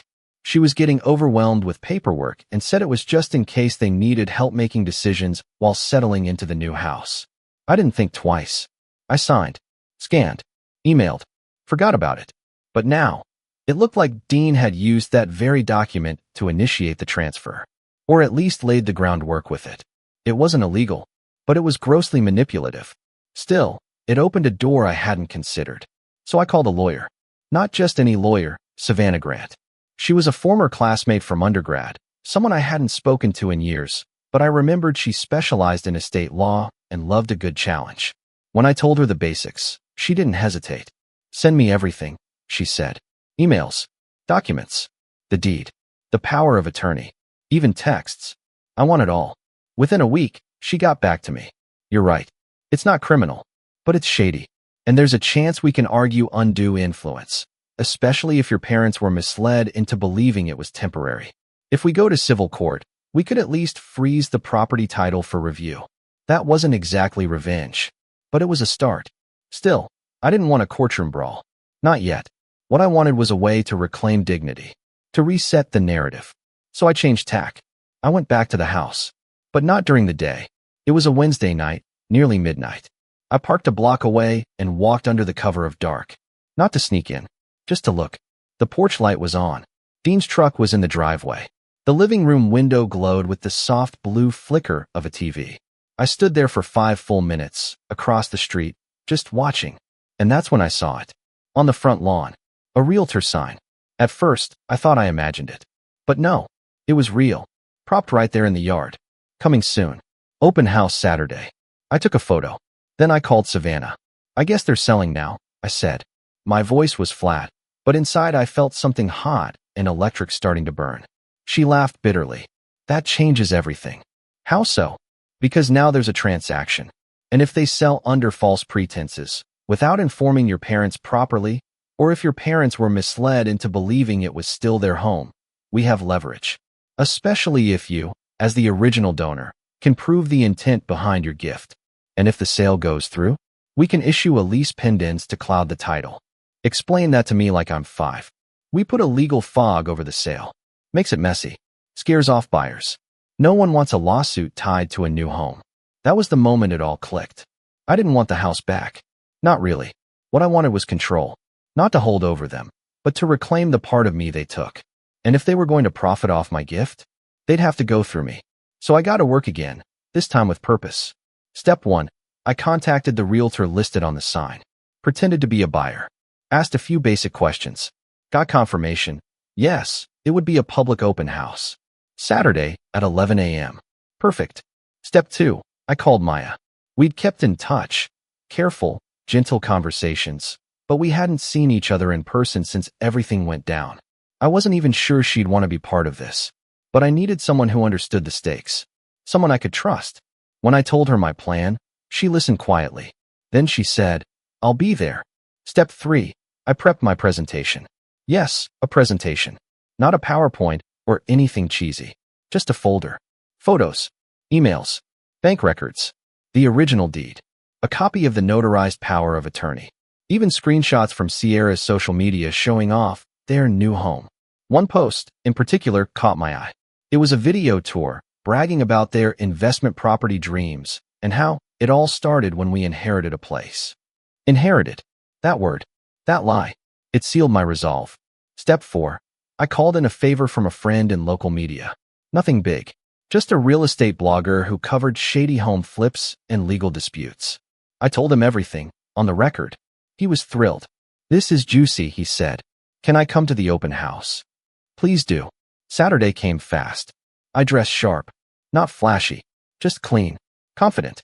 Maya met me at a cafe down the street, holding 2 coffees. She handed me one, looked me over, and smiled. "You look like a man about to take his story back." We walked to the house together. There were balloons on the mailbox. A welcome sign by the door.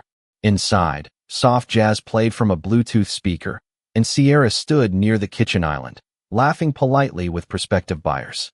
Dean wore a polo and khakis like he was running a car dealership. When he saw me, his face froze. I didn't wave. I didn't smile. I just stepped inside, Maya behind me. "Welcome," Sierra chirped, her eyes flicking between me and Maya like she couldn't decide whether to fake politeness or call security. "Didn't expect to see you today." I handed her a flyer. She unfolded it. "Read the first line." Her face went pale. Dean walked over, already annoyed. "What are you doing?" I turned slightly so the room could hear me. "Good morning. I'm Nolan. I was the original buyer of this home. Paid in full. Gave it as a gift to my parents. What you're standing in today wasn't built by flippers or investors. It was built by sacrifice. And it's currently the subject of a pending legal review." Whispers. Someone asked, "Wait, what?" I pulled out a manila folder and laid it on the island next to the charcuterie board. Anyone considering buying this property should know that the title is in dispute. A lease pendens is being filed Monday. Any sale may be subject to civil litigation. Dean's face turned bright red. "You can't do this." "Actually," Savannah said. "Yes, I forgot to mention, she showed up too. Right on time, he can. And I suggest you inform your realtor to update the disclosure forms immediately." Someone gasped. A woman in heels stepped back, muttering, "Oh, absolutely no." Sierra looked like she might faint. Dean opened his mouth to argue, but his voice cracked. He looked around and saw the blogger snapping photos. Flash. Flash. Click. Then I stepped close enough to whisper, "You want to profit off my gift? Do it somewhere else." And for the first time in my life, Dean had no comeback. Dean didn't speak. He didn't yell. He didn't shove me or threaten me or call the police. He just stood there, frozen, pale, lips pressed together so tight the edges turned white. His silence felt louder than anything he could have shouted. Sierra, meanwhile, looked like she'd swallowed a bucket of ice. Her perfect posture wilted. Her smile collapsed. Her hand trembled so violently that she set down her plastic cup before she dropped it. People were already leaving. Couples shuffled toward the door, whispering to each other, clutching their purses a little tighter, glancing back at us the way you look at a building you didn't know was on fire. The realtor tried to salvage the situation by smiling nervously and saying things like, "Well, make sure everything is clarified." But it was too late. The damage was done. The air had changed. The house, my house, had become a crime scene. Not legally, but morally. Even the walls felt tense. Savannah closed her briefcase with a click that sounded like a judge's gavel. Maya stood just behind me, hands in her pockets, but her presence alone was grounding. The blogger snapped one final photo before giving me a subtle nod and slipping out with the rest of the crowd. It was over. At least, the open house was. The real fallout hadn't even started. Once the door shut behind the last potential buyer, the whole place felt eerily quiet. The jazz music still played from the speaker in the corner, a soft saxophone that suddenly made the room feel colder, not warmer. Dean broke first.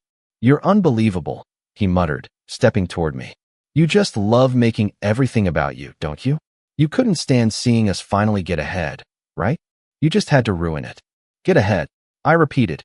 "By selling a house you manipulated Mom and Dad into giving you?" He flinched. A micro flinch, but I saw it. Sierra stepped in, swallowing her panic and replacing it with her favorite expression, self-righteous, wounded innocence. "We didn't manipulate anyone," she said, voice shaky but defiant. "Your parents offered. They wanted to help us build a future. They want their grandchild to have a stable life. Why can't you accept that? Why do you want to keep tearing the family apart?" I looked at her for a long moment. You don't get to talk about family, I said quietly. Not after what I saw when I came here. My mom sleeping on a couch while you entertained guests. My dad standing like a stranger in his own kitchen. You didn't want a home. You wanted a stage. Sierra's mouth tightened. Dean tried again. Look, Nolan, anything you're trying to do legally, it won't work. You can't just stop us from selling. We signed the deed fair and square. Savannah cleared her throat. That's not entirely true, she said, stepping forward. Based on the evidence we've gathered, there's a strong argument for undue influence, potential elder coercion, misrepresentation of terms.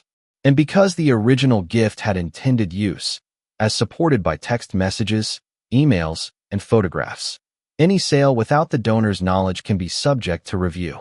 Dean blinked. What does that even mean? It means, she said, that you're not selling this house. Not this year. Probably not next year either. Sierra gasped. You can't do that. Savannah smiled politely. I just did. They were quiet after that. Not because they agreed, but because they finally understood they had no ground to stand on. What they thought would be an easy flip, a quick payout, a new chapter financed by my generosity and my parents' guilt, had turned into a legal sinkhole. And I wasn't even done yet. I turned to both of them and said, the house is off the market. And starting Monday, you'll be getting official notices. Not from me, I nodded at Savannah, but from the county. Dean muttered a curse under his breath, just low enough that he could pretend I didn't hear it. Sierra looked like she wanted to throw up. I wasn't gloating. I wasn't smiling. There was no thrill in any of this. It was just necessary, like setting a broken bone. I walked toward the door with Maya and Savannah, but before I stepped outside, I turned back one last time. Tell Mom and Dad I'll call them, I said, when I'm ready. Then I left. The next few weeks were interesting. The story went semi-viral thanks to the blogger. Nothing massive, but enough that it spread locally. People in town whispered. Neighbors watched. And suddenly, Dean and Sierra were not the glowing young couple starting a new chapter.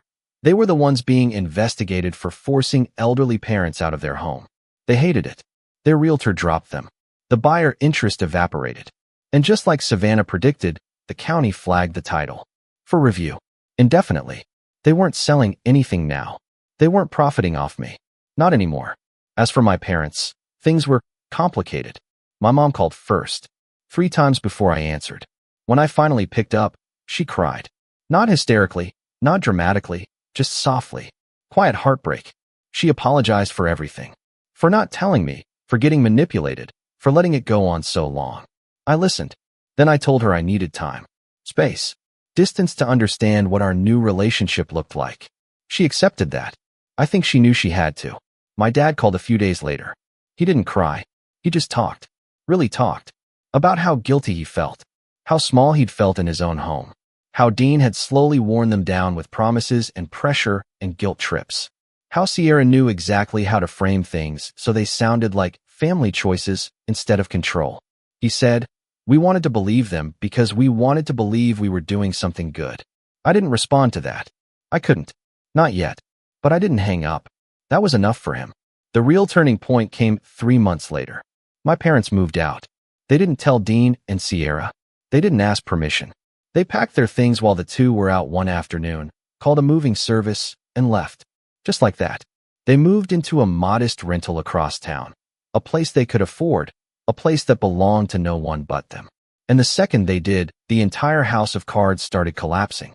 Dean called me in a fury. Where are they? What did you do? I laughed. Actually laughed. I didn't do anything, I said. They just finally did something for themselves. Then I hung up. A week later, they lost access to my parents' bank accounts because my parents revoked the power of attorney. Then their utilities at the house were flagged for residency mismatch. Then the county sent them notice that the title review could take up to 24 months. Within a month, the pressure got to them. And they moved out. Not with a bang. Not with a fight. Just quietly. Like they were sneaking away from the consequences that finally caught up with them. I learned through a neighbor that they left behind a ton of stuff in the garage.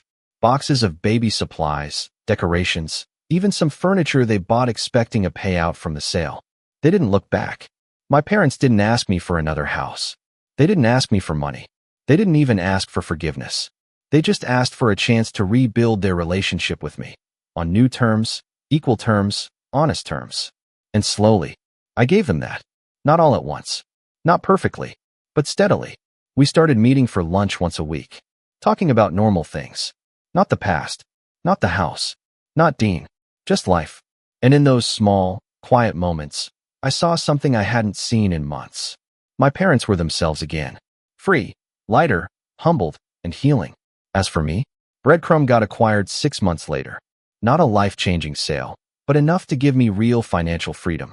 Enough to make all the nights I spent building something out of pain feel worth it.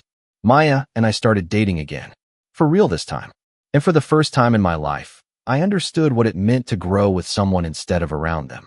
Dean and Sierra, they moved 2 states away, trying to outrun a reputation they built themselves. Last I heard, they were renting a cramped apartment, still fighting with the county over unrelated issues, still blaming everybody else for their problems. I don't hate them. I just don't think about them anymore. And that, more than any lawsuit, any confrontation, any speech at an open house, is the real revenge. Letting go, letting the truth settle, letting their consequences follow them without lifting a finger. The last time I drove past the house, the one I once imagined would be my parents' sanctuary, it was empty, the grass overgrown, the windows dusty. A title under review, notice taped crookedly on the front door. For a moment, I felt a pang of sadness. But then Maya squeezed my hand and said, "You didn't lose anything. You reclaimed yourself." I nodded, because she was right. And as we pulled away, watching the house grow smaller in the mirror, I felt something unshakable settle inside me. A truth so clear it finally closed the story. Some homes are built from wood and concrete. The real ones, the ones that matter, are built from boundaries. And once you learn that, no one can ever take your home from you again.